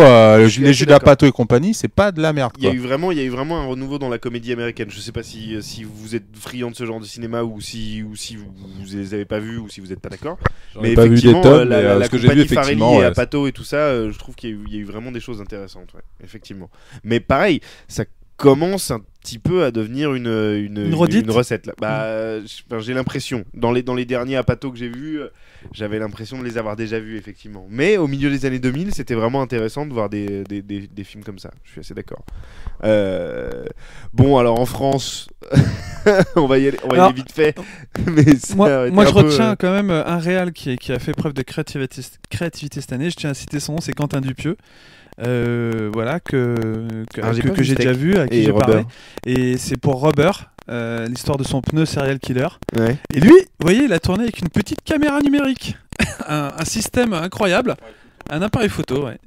Donc Rubber, c'est son film. Non Bruno, ta bouteille d'eau n'est pas ton micro. C'est l'histoire de ce pneu, donc qui arrive à Hollywood à la fin avec toute une gamme de pneus et qui sont là pour envahir Hollywood. Enfin, je trouve ça tellement barré et osé quoi que je voulais le citer. Non, mais... Ouais, mais moi ma question c'est, il y en a quand même, il y a plein de petites pépites comme ça, faut pas déconner, il y a quand même des bons films, quand on a vu Hong Bak, quand on a vu The Descent, tout ce genre de choses, mais est-ce que ça restera comme est resté un massacre? Moi je pense que The Descent, ouais. Je pense. Oh, The Descent. Si, c'est cool. Ça se regarde quand tu le découvres, tu kiffes bien parce que t'en mais as je pense pas que quand entendu, on va le revoir dans 10 ans, on se dira The Descent, c'était cool, regarde quand c'est sorti, moi ça m'avait bien Mais écouté. toi tu te diras ça, Non. mais moi ce que je veux dire c'est que maintenant il y a des petits qui ont entendu parler de Massacre, le vieux, Ouais. qui a une vraie aura, et est-ce que de ces années 2000 il y aura des films qui vont rester avec cette vraie aura de... Eh ben, rendez-vous dans 10 ans pour voir ce qu'ont retenu les jeunes de cette génération. Non mais c'est un peu ce que j'ai envie de te dire, c'est un peu le problème parce que là on part sur des délires. Ouais, le Seigneur des Anneaux, ça va être comme les pyramides aztèques, ça va rester dans le patrimoine pendant 3000 ans. On n'en sait rien, hein. Peut-être qu'en fait ils auront tous oublié dans 10 ans. De toute façon on sera tous morts. Oui, forcément. 2012. Oui. Mais il n'y a pas que ça qui a émergé, les gars, dans les années 2000. Il y a eu des bons trucs. Fantastique espagnol. Bien sûr. J'allais en Il y a parler. le cinéma fantastique anglais. Ouais. Parce que franchement, il y a quand même des putains de réals qui sont sortis. Ouais. C'est des 5, 6, 10 dernières années. On va citer Le Neil cinéma Marshall, thaïlandais. on va citer Christopher Smith, on va citer Christopher Smith, ouais. Edgar Wright. Le avec, cinéma thaïlandais. Il y a le cinéma asiatique qui nous a livré des putains de bombes. Corée. La Corée du Memories Sud, of Murder. au secours, quoi, voilà. Non, Assurez-moi, franchement, Memories of Murder, c'est 2001. ou un truc ok, comme ça. les États-Unis, Ouais, c'est c'est bon. quel grand film. On a fait à peu près Quel le grand tour et c'est pas terrible globalement. Mais si on s'intéresse à ce qui se fait ailleurs, ça va, il y a de quoi faire. Hein. Ah, ce qui s'est fait On a parlé de ce qui s'est fait en France? Non. On n'est pas obligé, hein. Un prophète Non, on de est pas Jacques obligé, Audiard, c'était très bien. C'était pas mal. Mais... Non, c'était tout très à bien. fait. Un vrai bon film de cette décennie français, ce serait ça. Oui, voilà. Mais Moi, ce qui me attends, faisait- j'ai un truc que j'ai regardé, Ouais. français, des années 2000, où j'ai fait, finalement c'est pas mal, c'est Largo Winch. Écoute, oui. je l'ai Écoute, pas tu vu, es mais on m'en a dit responsable du de tes bien, tu es écoute. responsable de tes propos. C'est purement récréatif. Franchement, je me suis dit, ça, c'est pas trop mal. Plus globalement, en France, on peut souligner l'explosion financière et cinématographique de Besson et de Repart. Hein. Ah, bah, C'est ça. quand même entre 2000 et 2010. On a déjà il parlé s'est du fait- cinéma américain, mec. Non, mais bon, si on veut vraiment parler Bien de la sûr. France, voilà, je veux dire. Bien Non, sûr. mais Besson, attention. Il produit des films de merde. Il produit aussi Pas des bons que. films. Sauf au Non, mais voilà. Il produit Luc, des si films tu de merde. m'écoutes, je suis pas d'accord. Il produit aussi des bons films. Il lance des réals, c'est bien. Enfin, je veux dire, et c'est un peu le parrain de la prod. Ouais, non, mais il a un côté un peu. Ah, il est très Besson. Il est très. Ça se sent. Il a un côté paternaliste à mon avis. Je pense. Il a créé les plus gros Je studios voyais plus un d'Europe. côté Picsou, moi. Il a créé les plus gros studios d'Europe là, pas très loin de chez toi, François, là, un peu dans le nord de Paris, là. Non, mais voilà, mais au moins c'est un mec qui bouge pour que l'industrie a bouche son cul dans ce pays parce qu'elle est complètement sclérosée par les télévisions. Donc, Non, mais je suis assez d'accord. Après, on pourra regretter les efforts éternels de certains réalisateurs français pour essayer de faire du cinéma de genre dans les années 2000 et qui se plantent Voilà, ouais. tous lamentablement. Ne tirons pas sur l'ambulance. Oh non, mais si, on a le droit de tirer sur l'ambulance. Non, je veux pas tirer sur l'ambulance, mais c'est vrai que pour le moment. Non, mais c'est vrai y a que rien de m'a séduit dans le cinéma de genre français. bah, tu penses sûrement à toute cette vague de réalisateurs, donc comme ces films comme Promenons-nous dans les bois, Ça, le c'était dernier. les années 90 encore, je crois. Ah, c'était encore dans les années 90. C'était encore les années Alors, 90, autant mais non, pour moi je pense à Frontier, Au tout je pense à dernier, La ouais. Horde, je pense à tous À ces Jean. films, à Jean. Et Jean, pourtant, il y avait de l'idée, mais ça ne tient pas la route. Et au Village des Ombres aussi, qui était vraiment pas terrible. Quoi. C'est surtout le cinéma d'horreur français hein, qui qui est pas le parce que le cinéma de genre c'est le raccourci qu'on a pris, mais en fait Oui, c'est vrai, je parle du cinéma d'horreur, effectivement. Parce que, effectivement, Un Prophète, c'est un film de genre, finalement. oui, alors on fait des polars en France. Non, on fait des polars. ceux qui valent, mais Par contre, non, je reviens. Il y a peut-être un film que tu as pas cité qui, pour moi, je veux dire, tenait la route. C'était Haute Tension de Aja. Oui, c'était bien. Voilà. Attention, c'est vraiment sympa. Voilà. Haute Tension, c'était cool. Donc, pour preuve, Aja d'ailleurs, il a pas tardé à répondre aux sirènes hollywoodiennes, puisqu'on lui a Et à proposé faire des sans doute remakes. le budget et à faire des remakes, oui. Mais alors, quel remake pour La Colline à des yeux, en tout cas. Enfin, le premier. Enfin, Ouais. pour ceux qui aiment, hein. Après, Évidemment, Mirrors. Mirrors, oui, oui. Ah, mais c'est pas un remake. Au moins, on peut Si, lui. c'est un remake. Ah, c'est un remake C'est un d'un film remake de coréen, Coréen, oui, tout à Torse de fait, oui. Mirror. Ils ont raison. ouais. Enfin, personne le n'a remake vu, apprend mais- complètement un truc. Ah ouais. Il est bien, l'original. Ouais, il est pas mal. Par contre, François, C'est-à-dire que c'est un film coréen, c'est-à-dire que plastiquement c'est joli, c'est un peu mou, mais c'est pas mal. D'accord. il se défend avec Piranha 3D d'avoir fait un remake du film de Joe Dante. En même temps, il peut. Non, parce qu'il dit, dit. c'est vraiment une réadaptation complète de. Ouais, voilà, ouais. C'est pas du tout le film de Joe Dante. Rien à voir. Voilà. Rien à voir. Donc, C'est vrai, moi, je me suis enfin, bien marré en le voyant. Moi, j'ai bien aimé. J'ai bien aimé aussi. Surtout la dernière demi-heure. non, mais je dirais, puisqu'on parlait de ce qui resterait de cette décennie, en fait, ce qui nous a marqué et qu'on pense qu'il restera. parce que moi, les deux seuls, effectivement, on en parlait tout à l'heure, on parlait de Tarantino tout à l'heure, même s'il a commencé sa carrière dans les années 90, mais je pense que son dernier film est vraiment intéressant, mais on va pas en parler en détail maintenant, de Fils sans père, pas glorieux, là, vous aurez tous compris, et Satoshi Kon, que je vais prononcer Satoshi Kon pour faire chier, mais je regrette Qui qu'il aura terminé sa carrière dans les années 2000. c'est vrai, en plus, il a vraiment tout fait pour un. Non, Satoshi Kon, je pense, c'est vraiment en fait le premier nom d'un réalisateur qui a commencé son travail dans les années 2000 et qui a terminé son travail dans les années 2000, qui me semble vraiment Il a marquant. fait quelques trucs Marquant et avant cohérent, les ouais. années 2000 aussi. Perfect Blue, c'était 90. Ouais, mais il a bossé sur des sketchs de. De Pierre Palmade. De Elise Moon. Non, sur. Ah merde, c'est pas Mani Mani, c'est l'autre là. Ouais, Il a fait- on il va a pas, raison. on va pas s'en souvenir pour ça, quoi, c'est ça. Mais ouais, Ah, Satoshi si, parce Kon, que effectivement, franchement, mais c'est parmi Ouais, ses mais- meilleurs boulots. il y a une vraie cohérence dans son œuvre dans les années 2000, effectivement. C'est Et dommage comme qu'ils soient pas Tarantino, il est très sur. Enfin, même si Tarantino est très sur le cinéma, mais Satoshi Kon, il y a tout le truc que vous avez lu dans les critiques, textes vachement poussés sur le super flat et blabla. Enfin, le cinéma qui cannibalise le cinéma, on va dire, pour faire court et passer à autre chose. Mais moi j'ai une question à vous poser. On parlait de Pixar, là on parle de Satoshi Kon. Vous trouvez pas qu'il y a eu un transfert de créativité entre le cinéma traditionnel live vers l'animation? Vous pensez pas ça dans cette décennie? Si, un petit peu, parce que moi je dirais que le meilleur film que j'ai vu dans cette décennie, c'est un dessin animé. C'est Hammer Béton. Et après, dans le Magnifique. côté technique pure et dure, ce que j'ai vu de meilleur dans cette décennie, je pense c'est Steam Boy. Ouais. Donc c'est deux dessins animés qui pour moi, Hammer Béton, parce que j'ai trouvé ça monstrueusement beau et super bien réalisé, et vraiment, j'ai vraiment adoré. Et Steam Boy, parce que quand je l'ai vu, j'ai pleuré. Je crois que c'est le plus beau dessin animé en 2D que j'ai vu de ma vie, quoi. C'est aussi un des plus chiants. Ah oui, mais je vous ai pas dit que c'était bien, je vous ai dit que c'était beau. Moi j'ai trouvé, Fallait ça, placer, mais ça bon. vachement bien. Ça, c'est fait. D'accord, donc Je sais pas s'il y a eu un transfert de créativité pour répondre à Bruno qui n'est plus là, mais on va faire comme si. On va revenir. Il va revenir. Je sais pas s'il y a eu un transfert de créativité, mais c'est vrai que c'est aussi peut-être parce que la télévision et les séries de télévision ont pris beaucoup de traction, on va dire, dans cette décennie. Et c'est vrai qu'en animation japonaise, et pas que japonaise, mais en animation japonaise, l'industrie n'a peut-être jamais semblé aussi forte, même si après on peut parler du mérite des films sur les décennies par rapport à une autre, alors que le cinéma japonais maintenant grosso modo ça n'existe plus, puisqu'ils font du V-cinéma, Frankenstein Girl contre la police de Tokyo qui fait caca dans les fesses, comme vous l'aurez bien compris. Films qui peuvent être rigolos, hein, entendons-nous bien, Ouais, mais hein, c'est pour du DVD, quoi. ouais, c'est du V-cinéma Ouais, voilà. en fait. Mais vous êtes anti-Miyazaki, les gars, ou pas? Je suis pas anti Miyazaki, Pas du tout, je suis sur le fait que Miyazaki faisait des choses très bien, mais qui fait toujours la même chose. Moi j'aime pas la nature en fait. D'accord. Non, mais c'est-à-dire que autant un Nausicaa c'est très bien, Ouais. c'est Ça date déjà des années 80. quoi. voilà. Ouais. Autant ces derniers trucs, ouais, c'est bien. Le château Mais, ambulant, par exemple. Ouais, le château ambulant, c'est bien. mais ça me marque moins que a pu me marquer un Nausicaa, un Château dans le ciel ou un Totoro. D'accord. Donc ouais, un des cinéastes asiatiques qui pour toi est en déclin dans les années 2000. Il est pas en déclin, c'est ça marchera toujours. Il stagne, quoi. Il a une bonne recette, mais je pense pas que je sois surpris Ouais. par les prochains films de Miyazaki. Rendez-vous dans 10 ans pour dire la même chose sur Pixar. moi c'est ce que je Sauf dis. que c'est-à-dire que je suis pas Pixar, surpris. Pixar, c'est une écurie, c'est pas juste un mec. Ouais. Donc, Miyazaki, il y a son fils aussi. Ouais, Non, mais c'est c'est-à-dire, de la merde. Ghibli, je pense Son pas. fils fait de la merde. Ghibli nous surprendront pas. Je vois mal Ghibli faire des délires que font Madhouse ou des choses comme ça.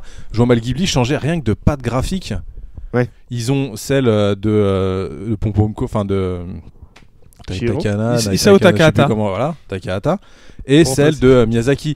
Et le fils de Miyazaki fait un film, ça a la même tête que son papa.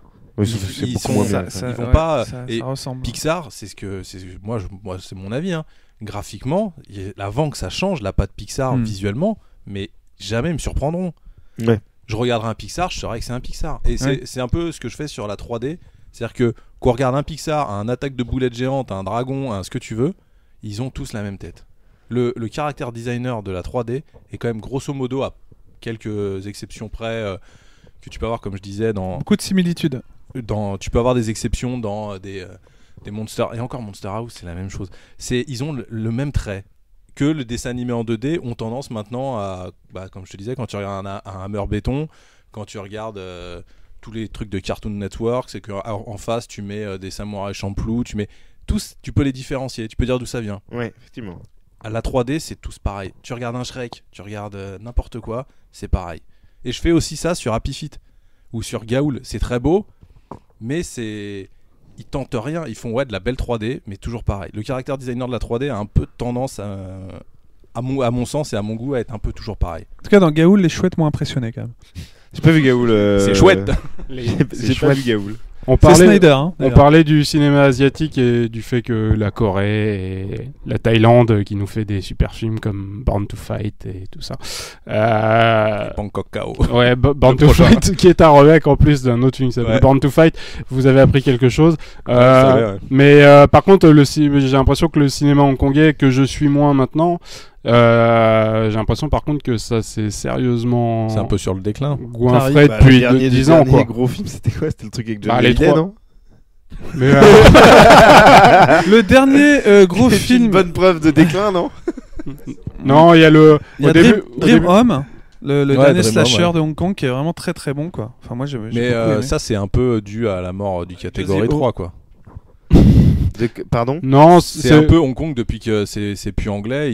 Moi, je trouve qu'on a l'impression qu'ils font un peu plus trop ce qu'ils veulent. Enfin, ils se lâchent plus comme Ouais. ils pouvaient se lâcher avant. J'ai un- Quand on regarde un John Woo de la grande époque, c'est super vénère, quoi. Ah bah bien sûr. Je crois qu'ils sont en part. Je sais pas, je connais pas le système de production là-bas, mais je me demande si effectivement, depuis qu'ils sont rattachés à la Chine, ils sont pas un peu étouffés par les espèces de grosses prods chinoises. Je pense, ouais. Yimu, etc., qui sont les trois royaumes de John Woo, qui est plutôt bien, Qui est plutôt pas mal. Ouais. plutôt pas mal pour ce que c'est. Moi, c'est vrai qu'en truc hongkongais, à part Time and Tide qui était au tout début de la décennie, qui est vraiment le truc traumatisé, ça doit être le dernier film de ma vie où je suis sorti du cinéma traumatisé et puis depuis je suis blasé. À part ça et peut-être j'en avais. Nito non? Non, Johnito j'aime pas donc voilà c'est réglé. Même Breaking News. et Ah mais ça, je ça. trouve qu'en plus il se répète, c'est l'enfer là depuis 10 ans, il fait toujours le même film avec Johnny Hallyday et ces petits nuages rouges de fumée au secours quoi.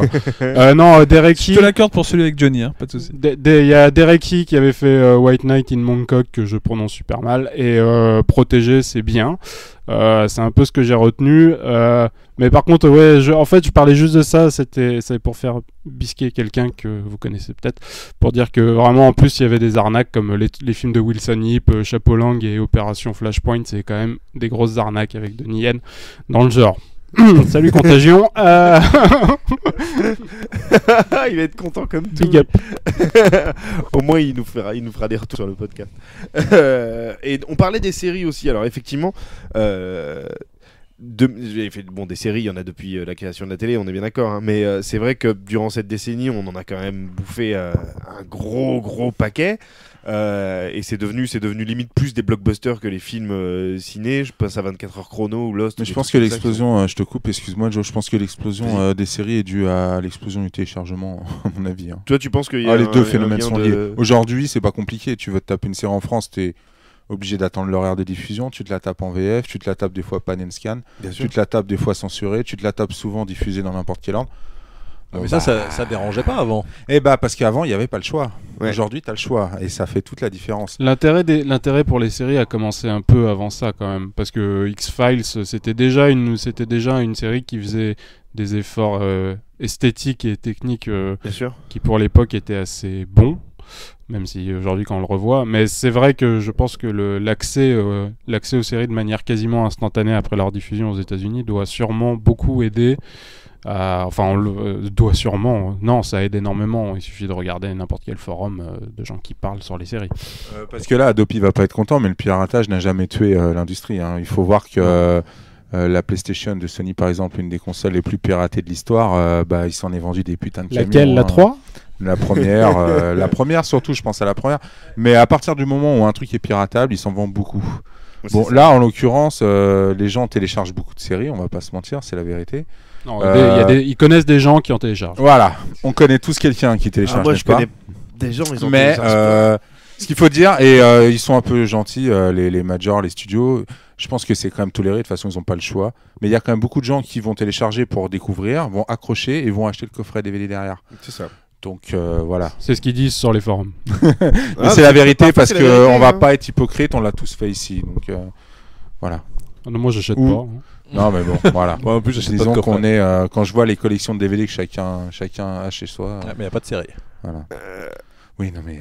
Non mais oui, mais tu parles de toi. Moi, Voilà. chez moi, il y a plein de séries. Voilà. J'ai Mais commencé chez à moi, regarder sur Internet. Chez moi, il y en a après, pas j'ai mal acheté aussi, plein de et coffrets. pourtant, je suis loin d'être un série télévore. Ouais. Et pourtant, j'ai la 4ème dimension, j'ai The Shield, j'ai Rome, j'ai des trucs putain qui défoncent, j'ai Band of Brothers. Voilà, moi je dirais que tiens, dans cette décennie, HBO HBO a sorti des putains de bombes quoi. Six Feet Under. Voilà, Pacific pour les plus récents, les Sopranos, Les tout ça Sopranos. c'est du HBO quoi. Et HBO, ouais, qui a carrément relevé le niveau de la série télé. Moi, Six Feet Under, c'est dans ma série de la cette décennie. décennie. en ce Bon, temps. voilà. Et, j'ai trouvé Donc je ça retiendrai d'un point formidable de vue A à Z. télévisuel, et je suis loin d'être un expert, mais je retiendrai HBO. Ouais. Dexter, c'est HBO? Je suis pas sûr. Je suis pas sûr et certain. Mais ouais, Dexter, pour moi, la saison 1 est bien. Après, ça descend un peu. Mais effectivement, je sais pas, j'ai l'impression que chaque année, on a eu un 24 heures chrono. Elle a fait quasiment 10 saisons, cette série. J'ai l'impression qu'elle a couvert toutes les années 2000. 8. Et du coup, c'est 8 saisons. C'est quand même énorme. Et t'as l'impression que ça a couvert toute la décennie. C'est rigolo, tu regardes 24 heures chrono, tu te retapes toute la série depuis la saison 1 jusqu'à maintenant. Tu vois la décennie américaine via un prisme complètement bizarre. À savoir Jack Bauer et son environnement direct. Lost a été une série qui a marqué aussi la décennie. Ouais, c'est vrai. De par sa conception, etc. Et je pensais aussi au 4400, qui a eu 4 saisons. Ouais, c'est Moi vrai. j'ai une question très sérieuse à vous poser. Est-ce que vous pensez que le fameux attentat du World Trade Center a une conséquence sur l'industrie culturelle, cinématographique ou télévisuelle de cette décennie? On a changé la bande-annonce de Spider-Man. Voilà, ouais, comme Entre pu autres, la mais- voir, la guerre du Vietnam, comme tous les traumas qu'ils ont, qui passent. Ouais. Pour moi déjà ça a influencé pas mal de codes visuels, Complètement, que ce ouais. soit au cinéma ou dans les séries télé, enfin, même dans des films qui n'ont a priori rien à voir, mais tu regardes La Guerre des Mondes de Spielberg, il y a toute une sorte, enfin selon moi, une sorte d'imagerie post 11 septembre que tu retrouves dans le cinéma américain partout. Ouais. T'es pas d'accord, Louis? Non, en fait, je réagissais au chat. Ah d'accord. Il y a un chat.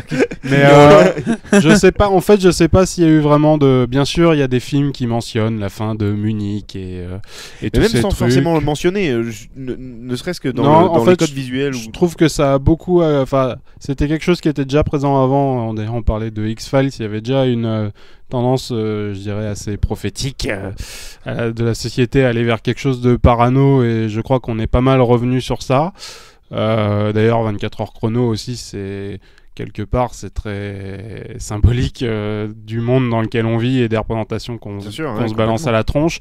Je sais pas si... Enfin, bien sûr, il y a eu Vol 93, et comme je disais, des films qui parlent directement de l'événement, il y en a eu. World Trade Center d'Oliver Stone. Mais je suis pas sûr que... Enfin si, mais le 11 septembre au niveau visuel, c'était surtout l'aspect, les images qui passent, l'image des avions qui rentrent et qui passent en boucle sur les chaînes de télé, et c'est des choses plus larges. Il y a des films qui ont parlé qui parlent le film de De Palma et le dernier film absolument infâme de Romero, où on essaye de reprendre des codes visuels qui sont un peu ceux du 11 septembre, mais qui sont pas. Mais ces images que tu cites, Louis, elles ont frappé l'inconscient collectif.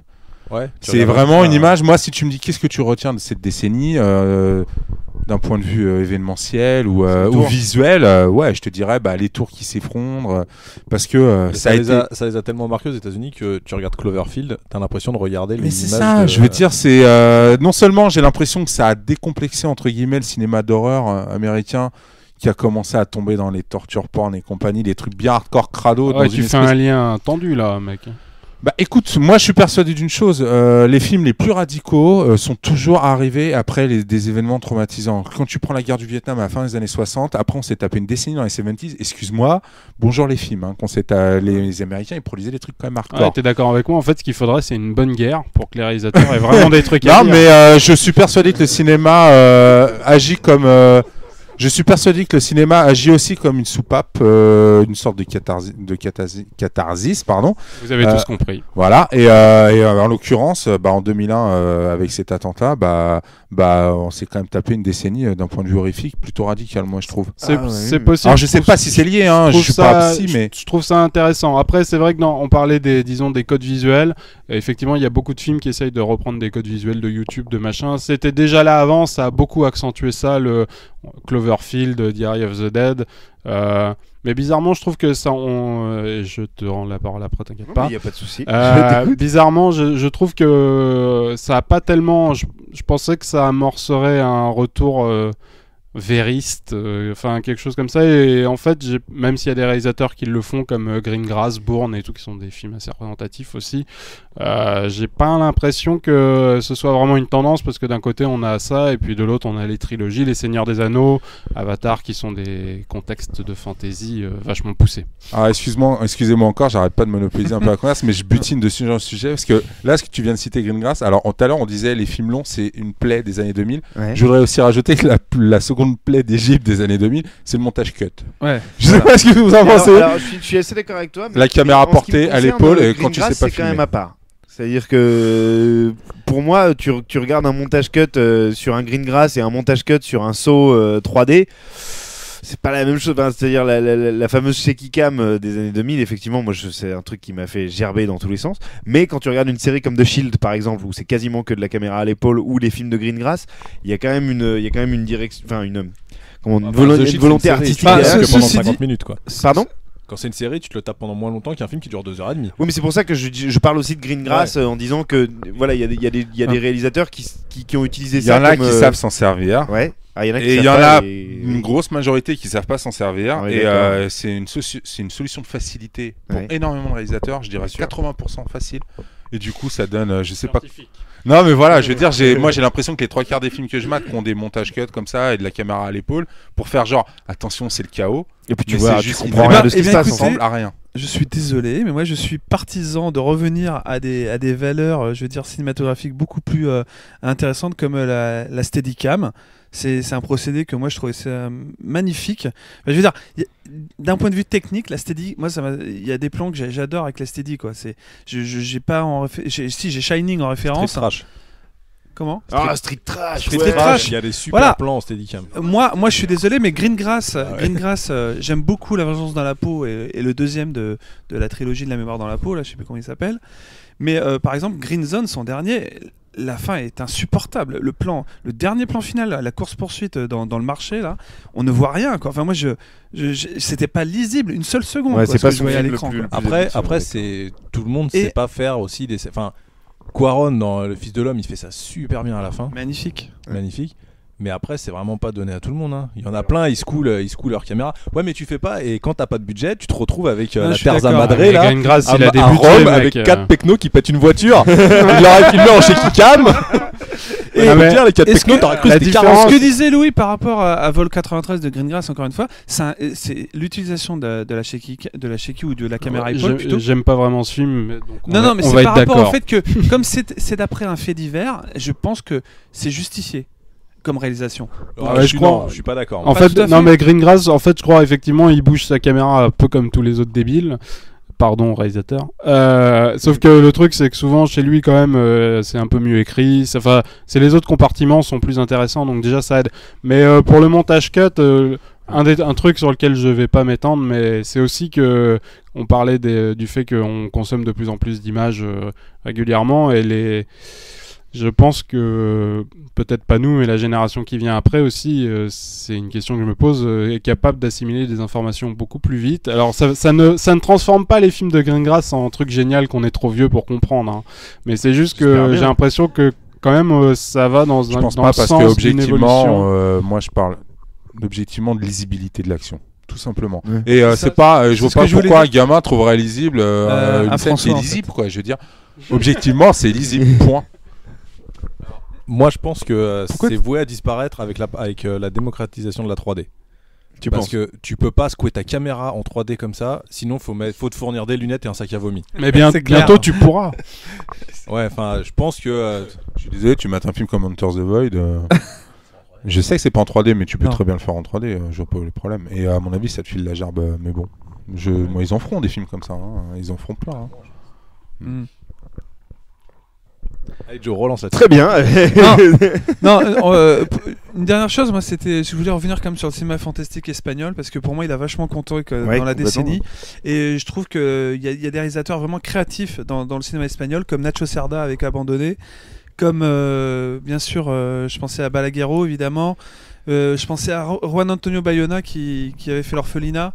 Et c'est quoi le truc? C'est qu'on n'a pas le droit de dire que Del Toro il défonce ou quoi? Et Del Toro, pareil, il défonce. Moi je pense au j'oublie pas le Labyrinthe de Pan évidemment, que j'adore personnellement. Et Blade 2. Et Blade 2 qui est. Mais c'est sorti dans les années 2000, Blade 2? Ah oui, tout à fait, je crois. ouais. Et qui est un bon mélange de synthèse et de latex. Ah, là on est d'accord. C'est un mélange des deux. On est bien d'accord. Je pense à mon goût la meilleure technique des années 2000. Ouais.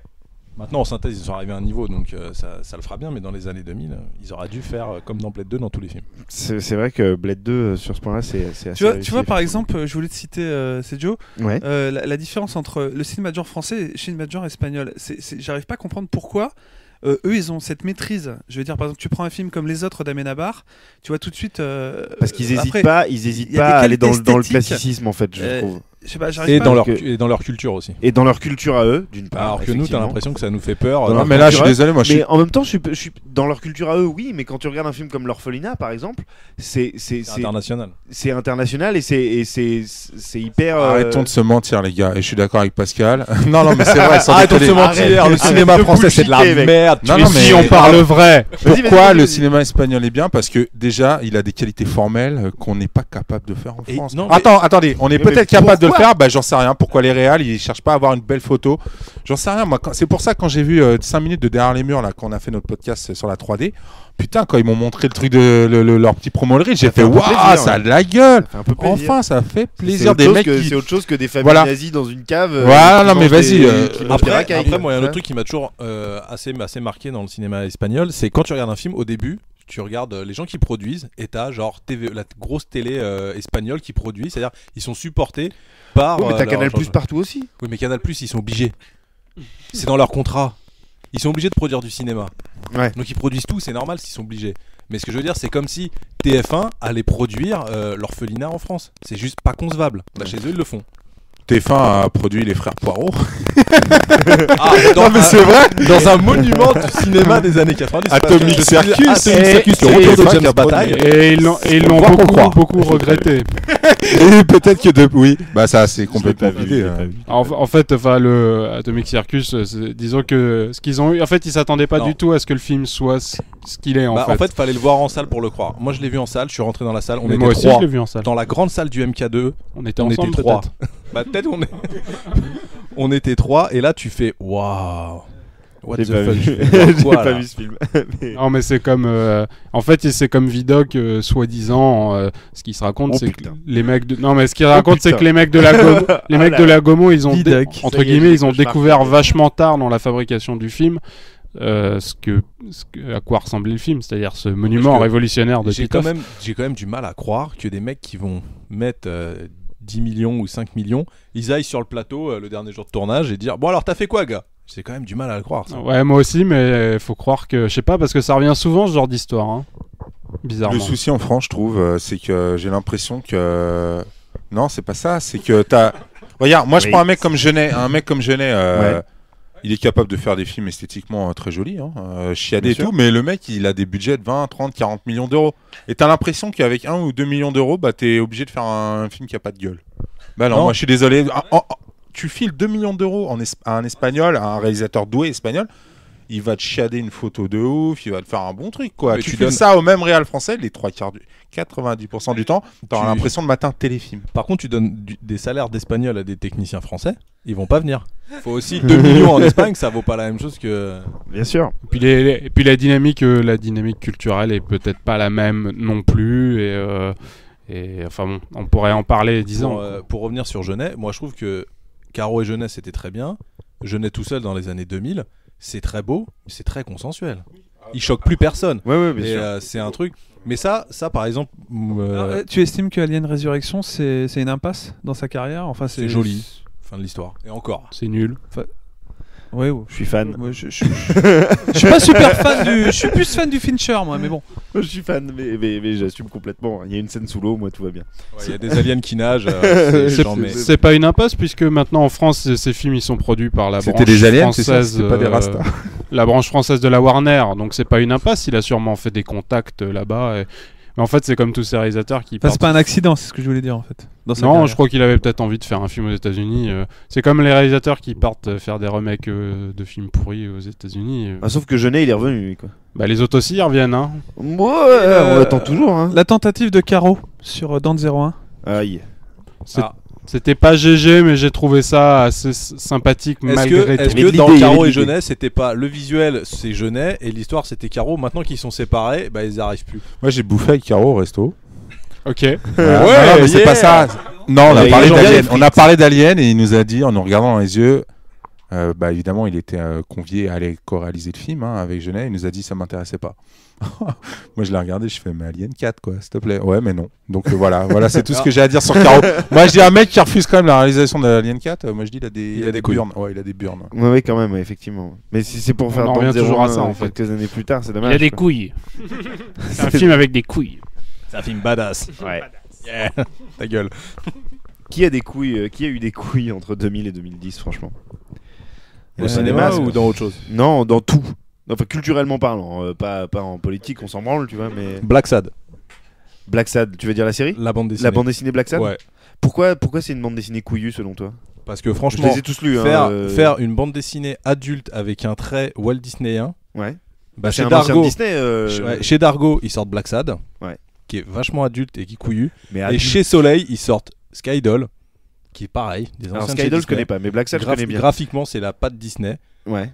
Et là, tu vois la différence. Tu vois un mec qui a des couilles, qui te fait un vrai truc, le dernier tome sur la Nouvelle-Orléans. Visuellement, c'est une tuerie. Ah, c'est vachement bien. Tous les histoires et tout. Le mec, il est allé à fond de son truc. Il a rien vendu. Enfin, c'est. Mais Pour je moi, trouve c'est, que sur le côté adulte, tu vas loin quand même, parce que ça reste quand même hyper accessible, Black Sad, pour moi. Mais bien sûr, parce que c'est Dargo, c'est une bande dessinée. On n'est Bien sûr. pas dans les branches. Mais je trouve que garder une patte Disney et faire un truc comme ça, moi, je trouve ça vachement. C'est vrai que ça fait partie des. Couillu, des ça veut trucs pas BD dire qui me- ouais, je suis le seul mec à avoir mis une meuf qui se fait écarteler par. Non, c'est pas ça. Couillu, c'est le mec, il a été honnête, il a gardé son style Ouais. et il a fait ce qu'il avait envie de faire. Et je pense pas qu'il ait lâché grand chose quand il a fait Black Sad, quoi. Je suis assez d'accord. Je suis assez d'accord là-dessus. Mais d'ailleurs, c'est assez rigolo parce que je sais pas si c'est spécialement rigolo. D'ailleurs, je sais pas pourquoi je dis ça. Mais On va bien rigoler.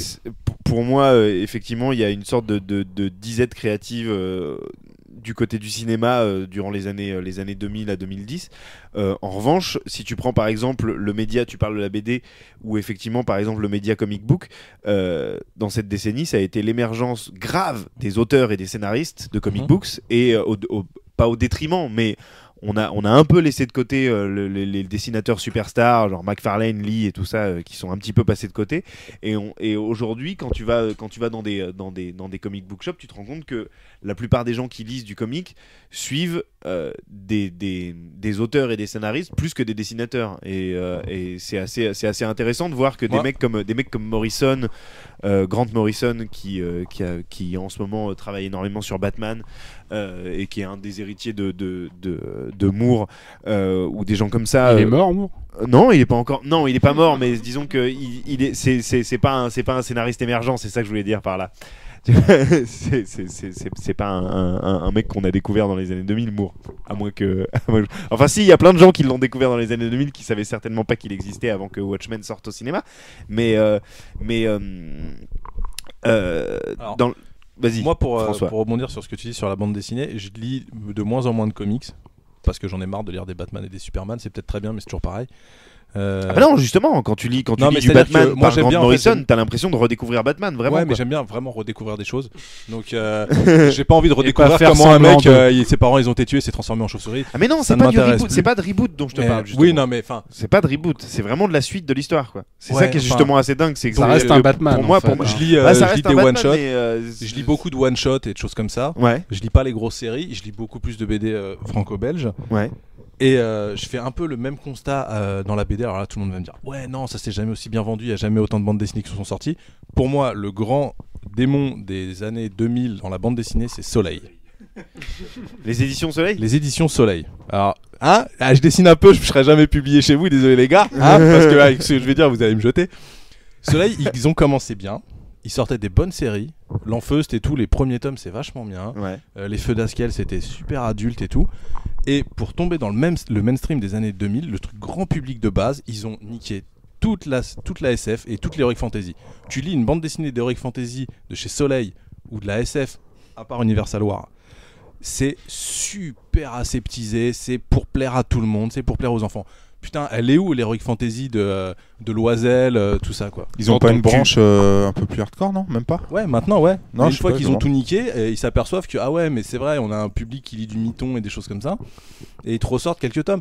Mais Soleil, ils ont fait beaucoup de mal, je pense, à la bande dessinée adulte, entre guillemets, quoi. À Moi, rendre je tout lis pas de accessible Soleil à tout le du tout, monde. quoi.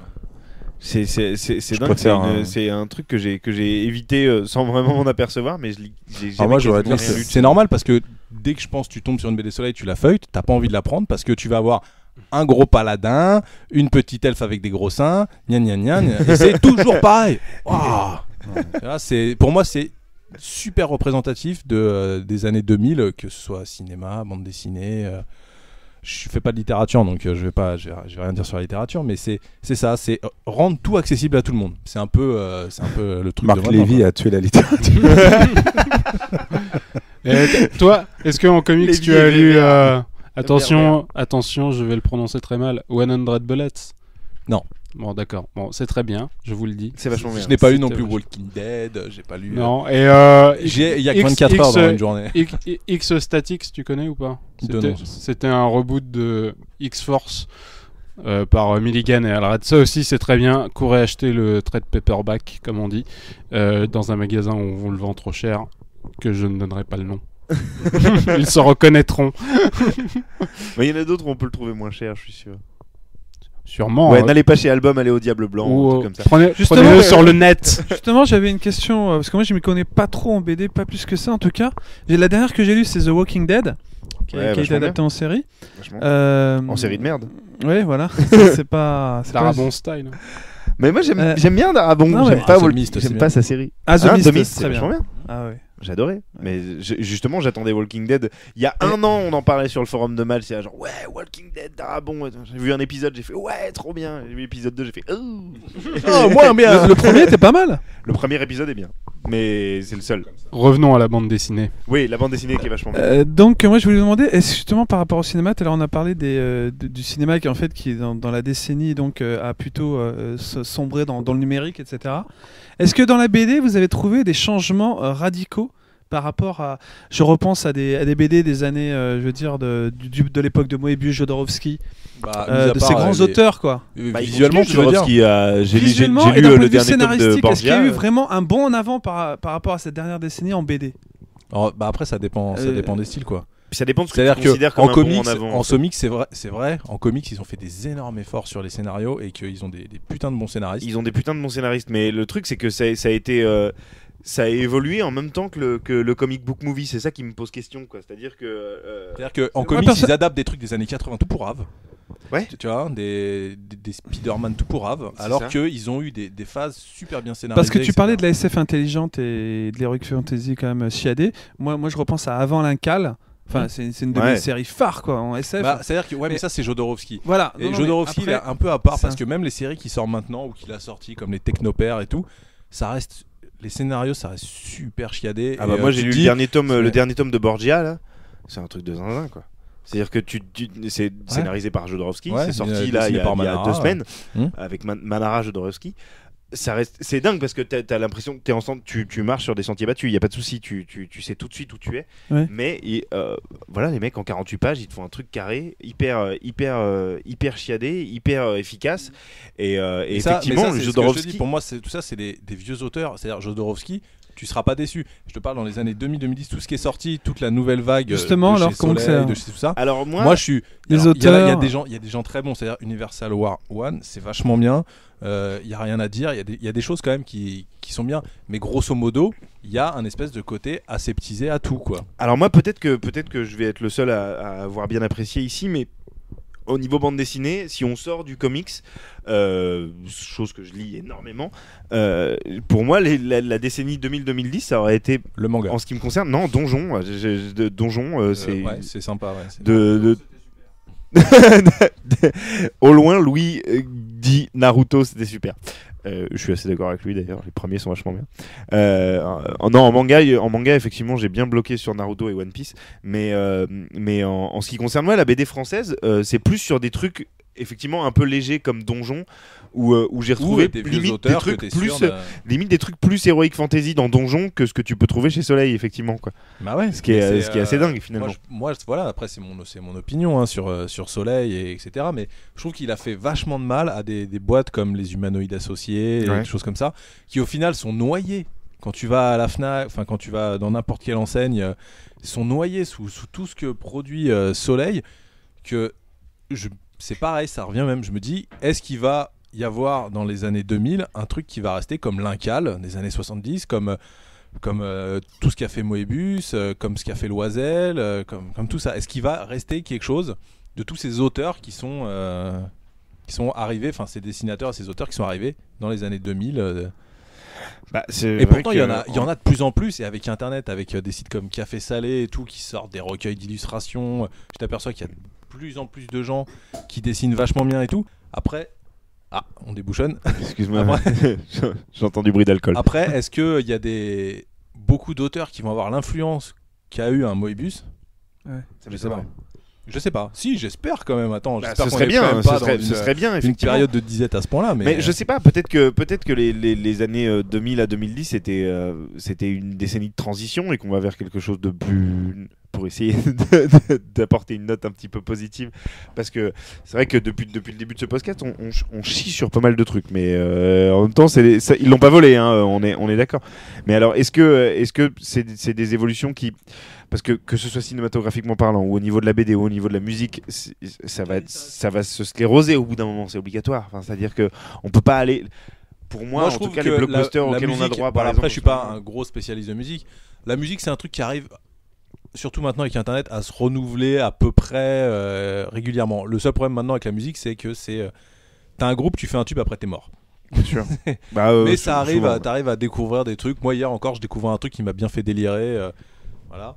Mais je trouve que la musique, ils arrivent encore à s'en sortir. Surtout, ils exploitent à fond tous les sites de musique et tout.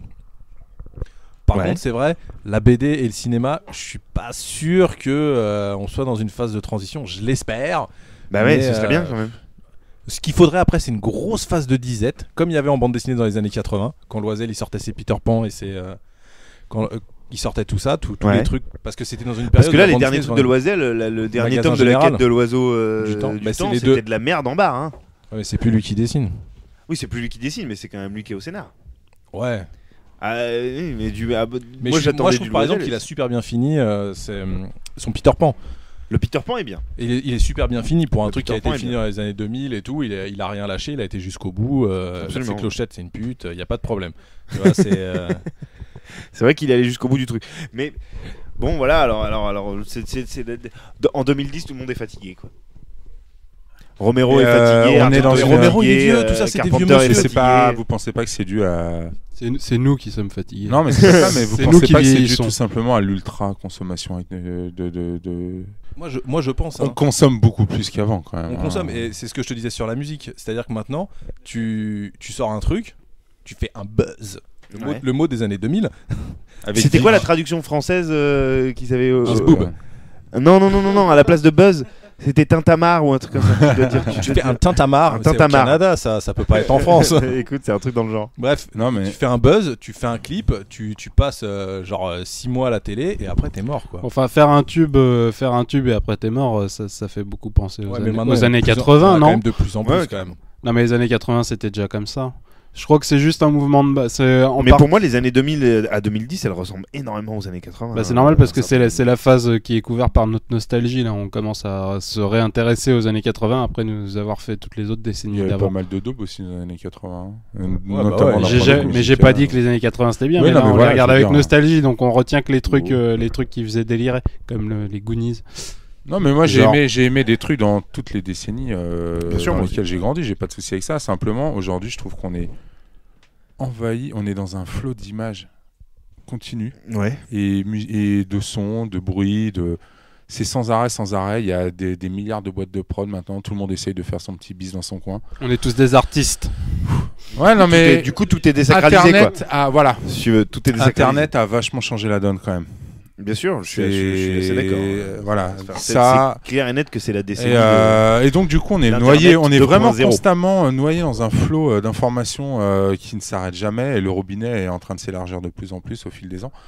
Voilà, et donc Il aujourd'hui. n'y a pas que le robinet qui s'élargit. Ah ouais, mais hein. voilà, exactement. Il y a aussi le trou du consommateur, tu peux le dire. Mais cela dit, du coup, proportionnellement, il y a énormément plus de choses à mon avis produites maintenant, que ce soit en musique, en BD, en tout ce que tu veux. Donc il y a énormément plus de merde aussi, hein, parce que c'est une question de proportion. Je sais pas s'il y a plus de choses qui sont produites, mais c'est plus facile pour les gens de les diffuser. En tout cas, oui, donc, par Mécaniquement, conséquent, il y a oui, plus ça de choses. augmente les Voilà. choses. On est Donc bien du coup, il y a d'accord. beaucoup plus de daubes. Du coup, faut faire beaucoup plus. Il faut vraiment se construire un esprit critique, parce qu'ils essaieraient de nous faire avaler n'importe quoi maintenant. C'est vrai qu'avec Internet, il y a aussi, ça a beaucoup changé au niveau du marketing, et c'est vrai que au niveau des films, on vit dans un bombardement marketing permanent. N'importe qui traîne un peu sur le net, je pense, T'as s'en vu rend le compte. film avant de l'avoir vu. Mais c'est quoi. pareil dans le jeu vidéo, parce qu'on n'a pas encore parlé de jeu vidéo, mais on pourra en Pas parler des encore. plombs. Le marketing du jeu vidéo aujourd'hui est limite plus important que le marketing des films, quoi. C'est un truc de dingue. Tu vois C'est vrai qu'il le commence dernier à- Call of Duty, t'as l'impression que c'est le dernier blockbuster de Spielberg qui sort, quoi. C'est vrai qu'avant sur les façades d'immeubles t'avais des grosses affiches énormes qui recouvraient, c'était des films. Maintenant là t'as Black Ops qui est à Bercy. C'est ça. t'as- C'est un truc tu de flippes, fou, quoi. C'est un truc de fou. Et tiens, Bruno, parlons un petit peu de la décennie jeux vidéo. C'est un petit peu ton domaine finalement. Oui, comment dire. C'est vrai tout à l'heure, Non, essayez de pas être Mais complètement non, négatif. mais non, mais je suis pas complètement négatif, mais on en a Il y a déjà de bonnes vaguement choses. parlé tout à l'heure parce Il y que a de finalement, bonnes choses. pour faire vite, pour résumer, ça se rapproche vachement du cinéma. Hein. C'est-à-dire qu'il Ouais. y a des formules qui ont cartonné et il y a une espèce de reproduction à l'extrême de schémas pour gagner de l'argent, quoi. Et donc, il y a Tu nous fais David Cage là. Il y a 75%, je dirais, de la prod qui est fagotée par trois genres majeurs, qui sont le FPS, le TPS. Non, pas le RPG. Même non, pas vraiment. Non, d'ailleurs, oui, la décennie, la dernière party décennie a game vu le de- déclin plutôt du RPG, d'ailleurs, le RPG Jap en tout cas. Mm. Mais globalement, voilà, c'est phagocyté par deux ou trois genres qui drainent facile 60% à mon avis du chiffre joueurs, d'affaires du secteur. Puis il y a le reste, quoi. Et le reste, faut faire le tri là-dedans, quoi. Globalement, C'est aussi quand même la décennie de l'émergence du casual gaming, quoi. bah complètement, oui. Merci à Nintendo. Mais il y a aussi, on a aussi, pour ne pas noircir complètement le tableau, t'as aussi le fait les jeux indépendants ont des possibilités de diffusion. Ouais, mais ça commence toujours. Alors voilà, c'est la contrepartie, c'est-à-dire qu'il y a beaucoup de choses qui ont baissé, c'est clair, au niveau créatif. Mais en contrepartie, ces 3 dernières années, on va dire, les jeux dématérialisés sur les plateformes indépendantes, les plateformes qui donnent accès à des plus petits éditeurs de faire des petits jeux à moindre frais. Oui, effectivement, il y a plein de choses intéressantes qui sortent de là, mais ça reste une goutte. Ça, je dirais que ça doit représenter 10 à 20% du chiffre d'affaires. Et puis même, finalement, quand tu te balades sur les plateformes, que ce soit le Xbox Live ou le PSN, pour 10 jeux indépendants, t'en as un qui est intéressant. C'est vraiment. Oui, clairement. Moi, je pense à Bread, je pense à Limbo et des jeux comme ça qui sont effectivement bien. Après, autour de ça, t'as combien de pinball game à la con, de jeux de shooter qui apportent rien, de trucs inutiles et inintéressants qui te coûtent quand même. Ouais, mais ça a toujours été ça, qui est 90% de merde. Pour 10% de trucs bien. Bon. Alors pourquoi on a le sentiment qu'il y en a plus aujourd'hui et de manière globale ? Parce que comme tu disais, on est dans un flux et on est bombardé en permanence et on nous demande en permanence, pour parler du cinéma, nous ne citerons pas de films, mais vous les reconnaîtrez tous, on nous demande en permanence d'acclamer un nouveau chef-d'œuvre et une nouvelle révolution toutes les 3 semaines, tous les 6 mois. Il y a un film révolutionnaire qui sort. C'est un peu... c'est vrai que le jeu vidéo en plus est... moi j'aime bien Christopher Nolan. Moi aussi. J'aime bien Nolan. Écoute, je n'ai pas cité de nom. N'est-ce pas Peut-être tu te sens... Le seul à avoir fait un scénario original cette année, Inception. C'était pas ni une adaptation, ni une séquelle.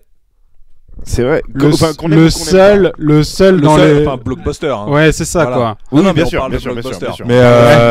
Mais c'est nul, Inception, non ? Non. Même pas une question. En plus. Non, même pas une question. Même pas une question de bien ou nul. C'est juste une question de. C'est pas une question de bien ou nul. C'est juste une question. Il l'a fait.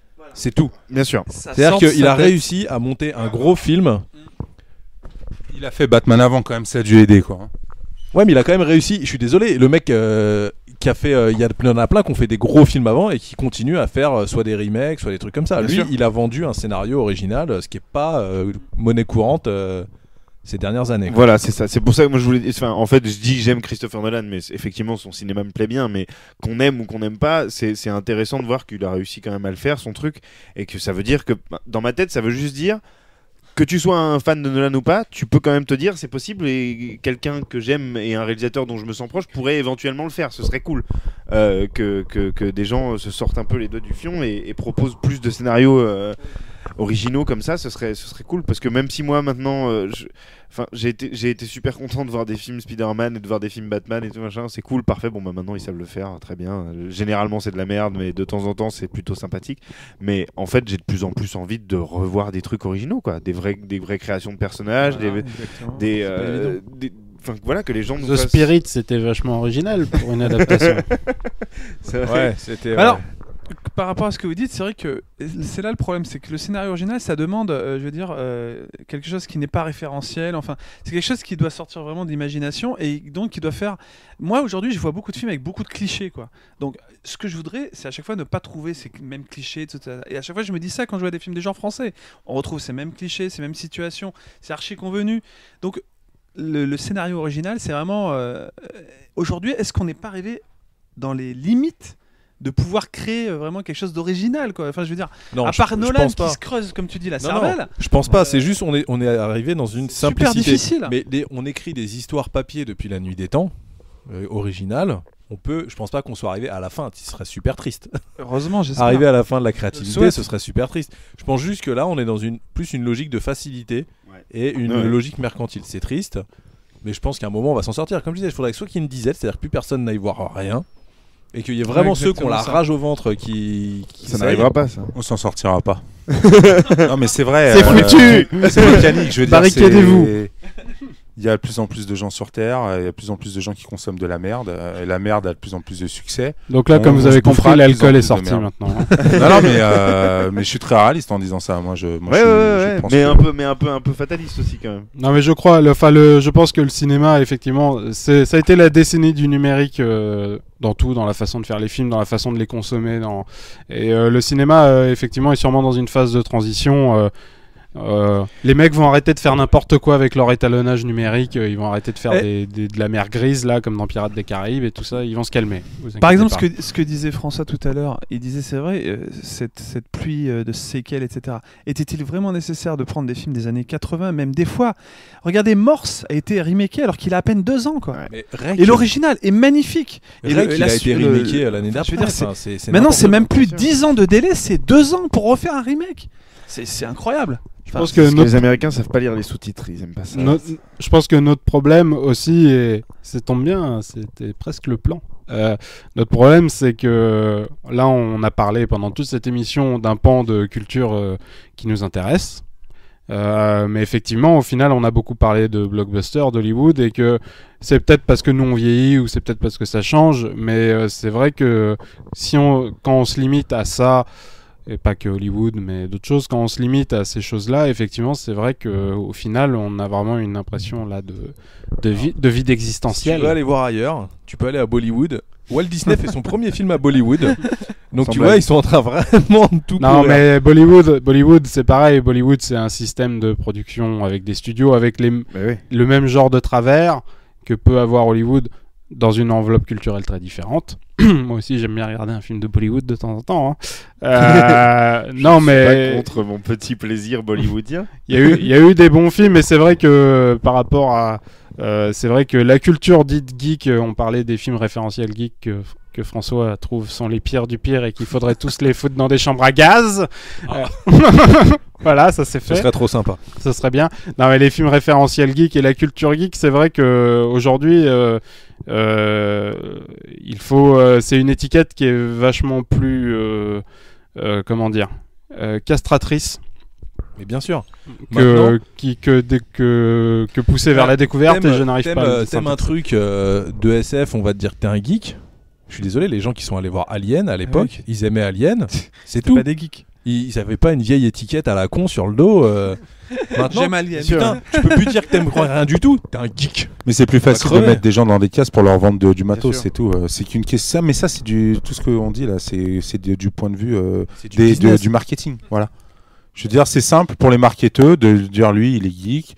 Lui, il fait partie de telle catégorie sociale professionnelle, nanani, nanana, et voilà. Et puis on te donne des trucs préformatés, prédigérés. Je crois qu'en France, il y a 20, on va dire, il y a 15 ans, c'est vrai que sous ce vocable geek dont on n'arrête pas de parler sur Internet, c'est vrai qu'en France, il y a 15 ans, c'était un truc qui a permis à des gens qui avaient un espèce de creuset commun de se rejoindre un peu. C'est-à-dire, on a tous, dans les années 90, on avait... Genre la moitié avait vu Akira au cinéma et ils avaient été traumatisés quand ils avaient 15 ans. Le Seigneur des Anneaux, le ceci, le cela. C'est vrai qu'aujourd'hui, je crois pas que le salut se trouve dans une formation communautaire qui est très à la mode dans un certain nombre de cercles, on va dire.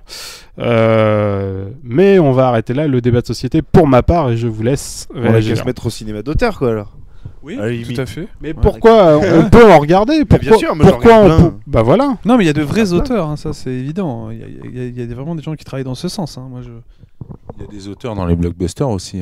Bah, il y en a. C'est même pas si t'aimes incompatible, cinéma Christopher d'auteur Nolan. et, Non, mais film t'as bien friqué, compris ce qu'on dit par cinéma d'auteur, tu vois. Ah, vous parlez des films de pièces 3 Mais, mais pourquoi ouais. on n'en regarderait pas et pourquoi on n'en trouverait pas des biens? Il y en a des biens, et il y en a plein de pourris aussi, c'est vrai, oui. Comme les films d'horreur. Exactement. Exactement. quand on pense à Ridley Scott, le Ridley Scott des années 2000 et celui des années 70-80, je sais pas, moi j'ai l'impression qu'il a franchi aussi. Il se tourne vers quelque chose de beaucoup plus blockbuster, justement. Avec Robin des Bois, avec. Ouais, Robin des Bois, c'est pas le meilleur exemple, mais là, je suis du Faucon Noir, c'est très blockbuster, mais, ouais, mais c'est très bon, c'est très bien efficace. fait, quand même. Ouais, tout à fait. Ouais, On n'a pas parlé de la mode du Begins. Ah, Ça sera pour une autre fois. Les explications des origines et tout. Mais si, non, mais ça, c'est clairement aussi un truc des années 2000. Ouais, l'explication. Normal, quoi. On va tout expliquer, public. On va t'expliquer qui vient d'où et pourquoi il fait ça. Et C'est quelles pour sont ça que ses les films font motivations 2h30. profondes. Mais c'est ça le problème, quoi. Ça, c'est un des gros problèmes. Mais c'est pas une volonté d'expliquer à qui que ce soit, c'est une volonté de gagner du fric. Bah alors bon, ils se sont dit on a Ouais, déjà mais fait 15 bon, versions de l'après. Bon bah faisons une version de l'avant, on gagnera encore du fric. Ouais, mais bon, Bah ça oui, tu peux le mais dire c'est la pour vérité. tout, mais Mais tu c'est- peux le dire pour Mais bien tout. sûr, mais aujourd'hui à c'est tous les c'est temps, pour tu ça. vois. Aujourd'hui, on est noyé non seulement dans un flot continu d'images et de sons, mais aussi de billets verts. Donc voilà, forcément, on se bouffe. de Non mais la attends, merde. faut quand même pas déconner. Dans les années 70, ils étaient pas là. Allez, c'est pas grave, on donne de l'argent, on s'en fout. Ils voulaient gagner de la thune quand même. Dans les années 70, ils fumaient beaucoup de joints quand même. Mais ils ont, tous les jours, Non, il y en mais a évidemment, plus. l'argent fait tourner le monde depuis la nuit des temps, depuis que l'argent existe. C'est pas le problème. Simplement, aujourd'hui, il y a encore plus d'argent qui circule qu'avant. Ça, ça, j'en suis quasiment. Je suis pas économiste. Il y a plus Mais je d'argent pense qu'il y a virtuel qui largement, circule. voilà, il y a largement plus d'argent à récupérer aujourd'hui parce que bah il y a des pays émergents, il y a une industrialisation de masse, beaucoup plus qu'il y a 30 ans. Enfin voilà, tout a explosé, c'est exponentiel maintenant. Donc, il y a beaucoup Mais plus alors- de merde. Mais donc pourquoi ils sont beaucoup plus frileux à Bah parce faire qu'il des trucs, y a des investissements qui sont plus gros et il faut récupérer ces billes et Peut-être- gagner 10 fois la mise. Peut-être que le public est plus frileux, j'en sais rien, c'est possible. Bah, on va Peut-être- pas se mentir. Oui, le public Il y a globalement, si on prend un être humain lambda, il a des goûts de merde, quoi. Non mais, mais ça aussi, non mais attendez. Loin, Ah, vous bah, allez attends, dans votre on va loin, raisonnement. Excuse-moi, si dis-moi, TF1 est la première chaîne de télévision en Europe, c'est pour une bonne raison. Alors, quoi. attends. Bien sûr. Voilà. Joe, c'est t'es tout. quand même un fin mélomane. Fin mélomane. Tu l'as dit, T'aurais Bouffi. t'aurais la possibilité de financer un artiste. Tu Ouais. financerais Grégoire? Non. Et pourtant, il sort de My Major, machin chose. C'est des gens qui ont donné de l'argent à ce mec-là pour qu'il sorte un Bien disque. sûr, bien sûr. Mais Et le là- truc, c'est que c'est l'arbre qui cache la forêt. Il y en a plein des artistes qui sortent de My Major Company. Ouais. Moi, je bosse dans une radio, on reçoit tous les jours des disques d'artistes qui sont financés par des gens sur My Major Company. Il y a des trucs hyper valables. Grégoire, c'est Tous celui les qui jours. marche. Mais voilà, Mais, c'est mais- camion. Ah oui, mais on reçoit c'est- régulièrement des trucs intéressants. Excusez-moi, Vraiment, moi c'est je voudrais que celui les qui choses soient claires. Je voudrais pas passer pour un connard prétentieux, je vous le dis tout de suite. Quand marche. je Mais dis c'est que trop tard, Non, Bruno. trop tard, Trop mais tard. j'assume mes paroles, franchement. un connard prétentieux, On un sait- mec blasé, un mec qui aime rien. On sait Avec très le bien, on sait très bien. Il suffit d'ouvrir les yeux, de regarder un peu ce qui se passe autour de soi. Il y a beaucoup de conneries partout. Bien sûr. Et il y a beaucoup, et c'est pour ça qu'il faut pas s'étonner qu'aujourd'hui, bah, il y a beaucoup d'œuvres qui sont bas du front, qui sont faites dans un pur esprit marketing, sans que, bah, je suis désolé, mais voilà, moi, quand je mate un film, j'ai envie aussi des fois, qu'on me parle intelligemment. Ne, Et c'est disait- de plus en plus rare. ne disait-on pas la même chose? Enfin, est-ce que les gens qui avaient notre âge et qui faisaient des podcasts en 1980 ne disaient pas la même chose? Est-ce que parce que c'est aussi, je veux dire, je pense qu'on est tous dans une certaine fourchette d'âge ici. Bien sûr. On a. Donc tu penses que toi, c'est générationnel? Bah, non, c'est pas. plus un phénomène Il dû à... n'y a pas qu'une explication, mais je pense qu'on a parlé de l'argent qui est engagé. On a dit le public qui a des goûts de merde en lambda. Bonjour public, merde, pardon public. Et on a parlé de nous. Oui, il y a un air du temps qui fait que on a beaucoup de suites. Alors après, on pourra s'amuser à faire des analyses géniales pour montrer qu'en 1910, il y avait déjà des films comic book et des reboots. Mais en attendant, c'est vrai qu'on a l'impression qu'il y a beaucoup de suites, beaucoup de reboots. Moi, je suis désolé, un beaucoup de film comme Bienvenue chez les Ch'tis, ça fait 20 millions d'entrées. Moi, ça me fout les nerfs. C'est Mais tout. tu l'as vu, Je suis ce désolé. film? Mais non, je l'ai pas vu. Et je Bah critique alors, pas. voilà, Mais regarde-le. attendez. Je Et dis ça te pas. fout les nerfs, Mais mec. oui, ça me fout les nerfs parce que je suis désolé. Arrêtez, vous allez pas me faire croire que c'est un putain de film avec qui te rend plus intelligent. Mais on quand s'en tu le vois. fout, personne l'a vu, je veux dire. moi, je l'ai vu. Hop. Non, mais Moi, je l'ai j'attends vu. Et tu pas as ri. forcément qu'un film me rende Alors, plus intelligent. je te dis juste, Je Bienvenue- n'attends pas que ça. Je dis simplement que le fait qu'il ait fait 20 millions d'entrées, pour moi, c'est représentatif d'un mouvement qui est beaucoup plus mondial. Et je dirais, La c'est. Grande Vadrouille à l'époque, c'était le même genre de truc. C'était ça, pareil. Oh là là. Alors là, C'est tu. exactement Non, pareil. bah moi, je suis Eh. pas d'accord. Un mec comme De Funès, non, bah. Ça m'a jamais voilà, fait rire. Regarde, Bienvenue chez les Ch'tis qui me fait pas rire non plus. Mais moi, je comprends à l'aise que ça ait fait 20 millions d'entrées. Ah ouais. Taxi, ça en a Attendez. fait 14 millions. C'est 4 fois plus teubé. Bah voilà, bah tu mets de l'eau dans mon moulin. Taxi, ça fait 14 millions. Voilà, c'est incroyable. Et C'est Bienvenue pas chez les normal, Ch'tis, je suis je pense désolé. que c'est un film qui est sorti au bon moment. Non, c'est pas normal. Je suis normal. désolé. Non, c'est de la. On abrutit les masses Non, non. pour mieux les gouverner. Moi je trouve que, alors tout à l'heure on me disait Le Seigneur des Anneaux c'est pas le bon exemple. Je trouve que Bienvenue chez les Ch'tis c'est pas. Alors certes ça a fait beaucoup plus que je pense que ça aurait dû faire. Après je pense que c'est Ça a sorti. failli dans- battre Titanic. C'est sorti dans le bon contexte. C'est un film familial. Faut arrêter de croire que c'est le cinéma d'horreur qui. Je suis désolé. Bienvenue chez les Ch'tis. T'as 7 ans. T'es avec ta grand-mère. Les deux ils vont kiffer. Tu vois. Et ça en demande pas plus. Et je trouve ça normal que ça Les marche. gens sont des moutons. On n'arrête pas de dire à la télé c'est génial, j'y vais, j'y suis allé avec ma cousine, Moi, je avec ma pense- grand-mère, avec mon enfant de pense- 7 ans, et le mec se Ouais, dit tu putain, je suis en train. Tu défonces le Oh, micro. pardon, non. excusez-moi. Je suis Non mais désolé, voilà, je suis désolé, les gens C'est sont pas- des non, moutons. je suis Les gens désolé. sont des Bienvenue moutons. chez les Ch'tis, pour moi t'es pas un mouton. Bryce de Nice t'es un mouton. Bienvenue chez les Ch'tis, un truc qui parle du Nord, qui sortent de nulle part. Bon, ok, toi tu focalises sur cet exemple. Ah, parlons de Brass de Nice alors, parlons Voilà. de Taxi. Mais pour Non, moi, c'est mais la même voilà. chose, je les mets dans le même sac. Non, Je veux n'en dire, par- c'est la même mais chose n'en pour moi. parlons pas. Ou n'en parlons Bah, pas. excusez-moi, c'est quand même un film français qui a marqué la décennie. Bien sûr, hein. mais moi, Bienvenue chez les Ch'tis, Hein, on est bon, bien personnellement, d'accord. je ne l'ai pas vu, Donc, donc je voilà. peux pas non Mais plus en pas- parler. c'est Et la c'est pas quadrilogie de Taxi a aussi marqué la décennie. C'est pas notre décennie aussi. Moi, Mais oui, mais c'est la décennie des gens. de la France. C'est quoi les gens Des gens. Ben, c'est le monde entier. Astérix aux Jeux Olympiques, la suite a fait 8 millions d'entrées, quoi. Et c'est vraiment une grosse daube Oui, mais ça, c'est atomique, parce quoi. que Bruno, t'aimes pas la comédie à la française qui plaît aux Français. Je suis désolé. Non, j'aime la comédie, t'es un j'aime mauvais les Français, bonnes quoi. comédies. J'aime Mais les t'aimes bonnes quoi dans les comédies. dernières comédies françaises qui sont sorties? Non, bah, est-ce que c'est de ma faute? Eh, j'ai bien Il y en a- aimé l'arnaqueur, moi. Il y a une comédie Ouais. française qui doit Si, dater c'était des années rigolo. 2000 qui me fait rigoler, c'est Les Parasites. Oh là là là là. Mais là je là. dis pas que. Non, mais attendez, je vous dirai jamais, c'est génial. Je vous C'était dis quoi, Les simplement, moi Parasites ça m'a fait marrer qu'Elise Moon, ils vont à une soirée. Oh et- merde, non et- Non, mais Elise Moon n'est pas le personnage central du film. Il y a une pense dizaine que- de Elise personnages. Moon. Il y a, Ça y est, je me souviens il y a ce que une c'est. comédie française qui plaît aux Français qui toi te plaît pas, qui est quand même la grosse majorité des gens. Ça a fait 20 millions, certes, les autres elles font 10 millions, 8 millions et tout. Ça plaît aux gens. Mais Ça ça plaît tue aux le gens. cinéma en France, ça le tue. Mais l'Astérix de Chabat m'avait fait beaucoup rire, moi. Oui, celui de Chabat. M'avait fait- Ça m'avait fait vachement rire. Mais moi je pense aux Les Visiteurs, Mais les non. Visiteurs dans les Mais années non. 90, Vous les êtes Visiteurs étaient très bien, les Visiteurs Le avec premier, Reno. ouais, ça- Le premier je ça marche- parle, ça il a marche fait bien. 13 millions d'entrées. Bien sûr.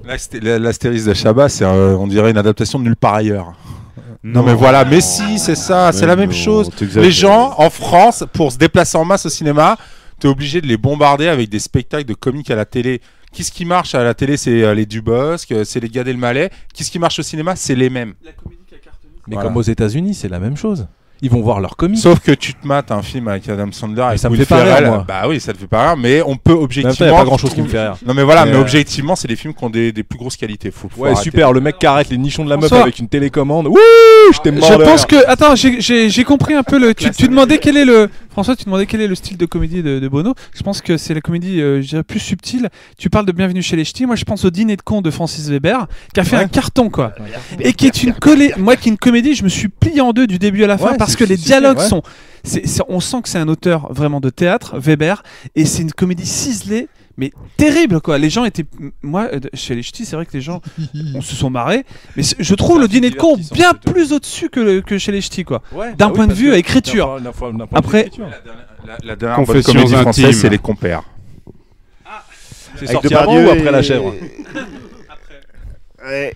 Bon. Confessions Alors, intimes soit. sur le podcast de Creepshop. Confessions intimes, pour moi, c'est la meilleure série comique française. Non mais C'est pas voilà. Striptease. Non. Aujourd'hui, à la Confessions télé- Striptease, c'est belge. Aujourd'hui, à la télé, il y a 90% de programmes de merde.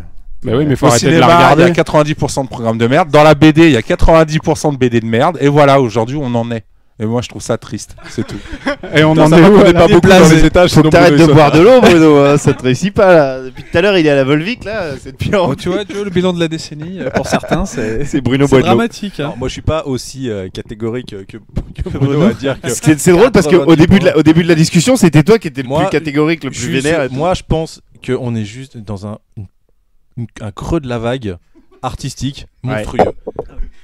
C'est tout. Ouais, non, mais je suis Après- assez d'accord. moi. Après, comme je disais, t'as le site Café Salé, tu vois quand même qu'il y a un paquet de gens qui se revendiquent artistes et qui font des trucs super jolis. Après, je pense que tout est tellement accessible et maintenant tout le monde peut filmer, dessiner, faire de la musique chez soi et tout, qu'il y a plus, on prend plus le temps de rien écouter ni de rien de regarder. Comme il disait, il y a un flux d'images. Mais je pense pas quand même que 90% des choses soient achetées parce que sinon, Si, Kaamelott, t'aimes bien T'aimes pas Kaamelott Non. Non, mais bon, 85%. On négocie. On négocie. Non, moi j'aime bien Hello Geekette. Mais alors, est-ce que pour en revenir à cette formidable question qui ne sert à rien, est-ce que finalement être geek en 2011, c'est juste refuser d'être geek quoi? Tu vois, genre. Moi, je pense, ouais. Ouais, c'est ça en fait. C'est beau rentré ce que dans tu une dis. logique. T'as vu, c'est profond. Non, mais je pense que c'est rentré dans une logique où maintenant t'en as marre qu'on te serve des trucs en te disant mais c'est pour toi, t'es un geek. Et que toi tu dis mais non, Mais arrête, je suis pas- je suis un être humain. J'aime bien regarder des films en tout genre, j'aime bien lire des BD de un peu de tout, j'aime bien écouter de la musique, mais je suis pas un geek. Tu penses que c'est quoi, un geek tu penses que Scott Pilgrim ça a vraiment été vendu pour les geeks ou Bien sûr. ou Moi je suis pas d'accord. La démarche commerciale du film, d'accord c'était ça, tu penses? Ah, je pense que ça a été fait dans une démarche en se disant, il y a ceux qui lisent la BD mais personne la connaît à l'international. Donc faut la faire visuellement, ça te rappelle tes jeux vidéo 8 bits d'antan, faut que ça te rappelle ceci. Universal savait pas du tout comment vendre le film. En tout cas, c'est ce que moi j'avais Il vu. s'est planté complètement d'ailleurs. En même temps, il est sorti dans 10 euh, salles. Il s'est Non planté. mais même aux Ouais. États-Unis. Même c'est au pas Non mais il vrai, s'est ça. planté parce que comme d'habitude sur les forums, les forums qui font caisse de résonance complètement disproportionnée, tout le monde était là, waouh, délire. Sauf qu'évidemment, quand tout le monde sur les forums de AICN fait délire, et ben en fait ça se traduit pas par des millions d'entrées Bien sûr. Mais non. évidemment. en vrai, dans la vraie vie Évidemment. des vrais gens qui Mais, vont voir Bienvenue moi, chez les j'ai ch'tis. uniquement vu le début pour l'instant au cinéma. et je dois te dire une chose quand Tu même. vas jusqu'en Albanie Non, mais pour regarder des films. Moi, j'ai juste halluciné en bien, hein, parce que j'adore ce que fait Edgar Wright. Et Moi, j'ai bien j'adore la aimé. série Space. Donc J'ai voilà. vraiment bien aimé. Bref, C'est pas pour oui, non mais le film après il vaut ce qu'il vaut. Voilà, hein. exactement. Non, ce qui m'a fait halluciner, c'est que dès le début, il y a une petite musique qui fait référence à Zelda. Non, c'est pas une référence, c'est la musique de Zelda. Oui, là, oui, enfin voilà, elle C'est la fait musique de référence. Zelda. Donc, Ni non, plus mais que je veux je dire, mais comment ça parle à personne, quoi, Mais à bien part sûr, mais c'est ceux ce que qui ont je te joué dis. au vieux Zelda sur NES, c'est-à-dire des mecs de notre âge, il y en a plus beaucoup qui s'en souviennent déjà. Ouais, c'est ça. Non, mais plus voilà, beaucoup, donc, ils sont tous morts. alors là, dans le genre, le film qui s'adresse à pas beaucoup de monde, il se pose là, comme Scott Ah oui, Pilgrim. qui Donc, faut s'adresse pas s'étonner que ça juste se aux plante. geeks et, Voilà. enfin. Mais c'est- ça veut c'est rien normal dire, que- geek, parce que c'est normal que moi, ce soit mauvais. j'ai une question. Le mec qui va traîner sur les forums de Automoto, Oui. parce qu'il est fan de Il va regarder tuning, Torque. c'est un geek ce mec ou C'est pas un geek de moto. Bah voilà, donc tout le monde est geek parce que On va te dire c'était un fan. il y a des gens qui n'ont Ouais, pas voilà, de passion. c'est ça. ça Avant, tu existe. pouvais être un Voilà. fan, c'était pas péjoratif. Maintenant, t'es Exactement. un geek, bah ça veut dire que t'es Yannick Dahan. Tu t'énerves après tout le monde à la télé, t'insultes tout le monde, tu dis que tout le monde c'est de la merde, tu fais la horde. Bah, ferme ta gueule. Moi je trouve que geek chez en tout cas les studios et compagnie c'est synonyme de vache à lait, quoi. À mon avis c'est ça moi. Mais bien sûr. C'est la représentation bien idéale sûr. du geek aujourd'hui, quoi. Ouais, tout à fait. Je suis d'accord. Donc voilà. Mais ouais, si t'es une vache à lait, t'es là pour acheter les produits dérivés, pour faire ceci, pour faire Ceci, cela. ceci dit, pour la horde, Yannick Dahan, il paraît que quand il a fait le film, il savait très bien qu'il pouvait se faire allumer à la sortie. Ah ouais, bah c'est Il en avait était qu'à pas le conscient, sortir, sinon- parce qu'il qu'il savait savait très bien. vraiment Vu teubé. comme il est avait qu'à allumé. pas le sortir. Sinon, il serait vraiment teubé. Ah, je crois Mais, que je suis en train de faire une merde. Si je la sortais pas, tiens, pour éviter Non, aux parce gens que de lui, il a l'avoir. tellement allumé aussi Il faut pas mal faut de gens. modérer quoi. ses propos quand après tu fais ça. Enfin, ce que je veux dire, c'est faut faire attention. Enfin, faut prendre du recul sur ce que tu fais, quoi. Fais pas la horde. Fais autre chose. Fais autre chose. Attends, il y a combien de mecs au dialogue de ce film? Tu relèves Quatre, rien de cinq. positif dans la horde ou pas? Non, presque non. pas. Non, en fait, ce que je relève, c'est que voilà, les geeks des vaches à lait. Putain, on a besoin de 300 zombies, alors 100 € par figurant. Putain, ça fait cher quand même. Mais on va demander aux geeks, ils vont venir gratuitement, ils vont kiffer leur race. On a l'impression que c'est des geeks, hein, c'est vrai en plus sur le Mais c'est ce tournage. qu'il a fait.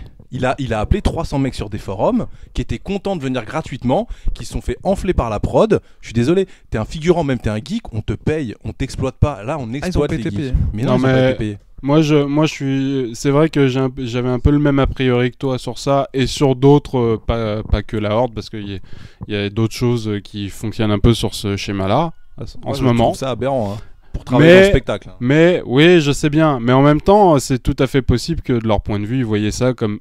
Même si je suis d'accord qu'au final, ça revient un peu à une exploitation par la prod, par un truc comme un truc sympa et machin. Ça, c'est pour le revendiquer, t'es obligé. Mais après, tu vas pas me faire Mais croire. peut-être que lui, il le pensait, tu vois. Tu vas pas me faire croire une seconde qu'il s'est dit putain, pour faire plaisir aux gens, bah je vais les inviter, je vais rajouter une scène dans mon film. Il s'est plutôt dit Bah, ouais, je veux 300 zombies, ah c'est trop cher. T'inquiète pas, j'ai une putain d'embrouille, on va payer personne. Mais ça, ce que tu dis, ça rejoint l'espèce de mouvement global de deviens toi-même producteur. Ça veut dire quoi ça? Le truc de My Major Company, tu Mais veux dire, par ouais, exemple mais Ouais, dans le musique et n'importe cinéma, quoi. qu'est-ce que ça veut Ah, dire c'est quoi? pas que- parce que- Alors maintenant les mecs ils viennent faire la pute, excusez-moi voilà. je le dis, sur des forums en disant voilà on va sortir ça s'il vous plaît, venez dépenser de l'argent dans notre truc. Mais à quoi ça ressemble? C'est limite on vient te rançonner parce que bah on se dit ah toi t'es notre public cible. Non seulement on va te vendre l'œuvre terminée au cinéma, en jeu vidéo, Ouais, parce que en DVD, mais en plus tu sais quoi mon con, tu vas y en mettre de ta poche. Non mais attends, on va où là? C'est pas la négation même au du... moins tu vas me dire dans la horde, ils sont sûrs d'avoir vendu 300 DVD. Pour que les mecs ils puissent le Les montrer à mecs leur puissent se mère, voir. leur grand-mère et tout. Leur faire regarde, je suis dans le fond là-bas. Mais tu dis ça, hein, mais bon, c'est pas pour défendre la Horde, mais il y a pas un film de Jackson à la fin avec 40 000 noms génériques. Bad Taste. Non. Sur Bad Taste, il y a des. il me semble que- Mais même Romero sur Land Mais c'est- sur c'est Land of diarrhée. the Dead, il y avait plein de caméos et il y a des journalistes qui ont fait des zombies et Mais voilà, délire mais et tout. C'est ce que je veux dire, c'est que maintenant c'est devenu ça. Mais vous C'est-à-dire trouvez on exploite. Vous trouvez pas ça la- hallucinant quand même, sans déconner, que ce cynisme marketing qui va jusqu'au point de venir nous demander, Oui, mais nous, c'est- futurs clients, c'est je la- dirais, de mettre déjà de l'argent c'est la avant cons- même que ça soit créé. C'est la conséquence des nouveaux rapports avec le net. Voilà. C'est Donc le net a pourri. quoi. Après c'est vrai que tu peux aussi te dire, Besson il fait ça avec sa prochaine prod, sponsorisé par Orange là, c'est We Are Producteur ou je sais pas quoi. Moi je me dis, peut-être si je mets 100 €, ça peut me rapporter 400. Je suis content. En fait, t'es en train de dire que les gens sont des pigeons, mais tu vas te faire pigeonner dans, Exactement. dans pas longtemps. C'est pas ça que je veux dire, mais tu as aussi les gens Mais- qui leur mais- vendent du. Mais je suis d'accord Pour avec les toi, trucs de François. My Évidemment, on te dit mets 100, tu vas peut-être gagner 400, mais à ce moment-là, va jouer au loto, va jouer à des jeux non de mais je te hasard. parle, là c'est les trucs de My Major, les gens qui ont produit Grégoire, ils étaient là, toi plus moi, on est content, on est venu jouer gratuitement dans le clip, wouh, et en même temps ils ont gagné un peu de thunes. Donc, Bah oui, mais finalement, ils bon, sont pour contents un mec qu'ils font perdre. qui fait gagner de l'argent, il y en a combien qui en font perdre Ah bah, À mon avis, beaucoup. Non mais je voilà, pense. je veux dire, non, je suis désolé quoi. Pour en revenir au truc que je reçois à mon boulot tous les jours, même s'il y a des trucs bien, je suis pas sûr que les gens qui mettent des thunes dedans aient un retour sur investissement, Bien effectivement. Non mais voilà, On est aujourd'hui, on est en 2011 et ça, cette espèce de mouvement global de coproduction date plutôt d'il y a 2 ans. Maintenant, c'est assez récent, 2 ans, 1 an.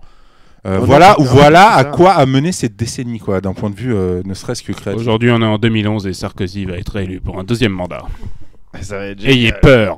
Ah mon dieu. Non, moi, ce qui me. Il y a un truc aussi qui me rend. C'est vrai que les films de genre en France, par exemple, aussi, je pensais à La Meute.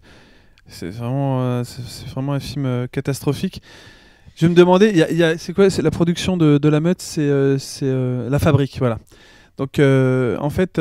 Qui essaye de faire des trucs. Voilà, qui essaye de faire des trucs, ouais. Et j'étais en train de me demander la démarche d'un réalisateur, un jeune réalisateur, qui fait son premier film. C'est vrai qu'on a beaucoup d'obstacles en France, donc je veux dire, déjà de pouvoir faire un premier film, c'est pas évident.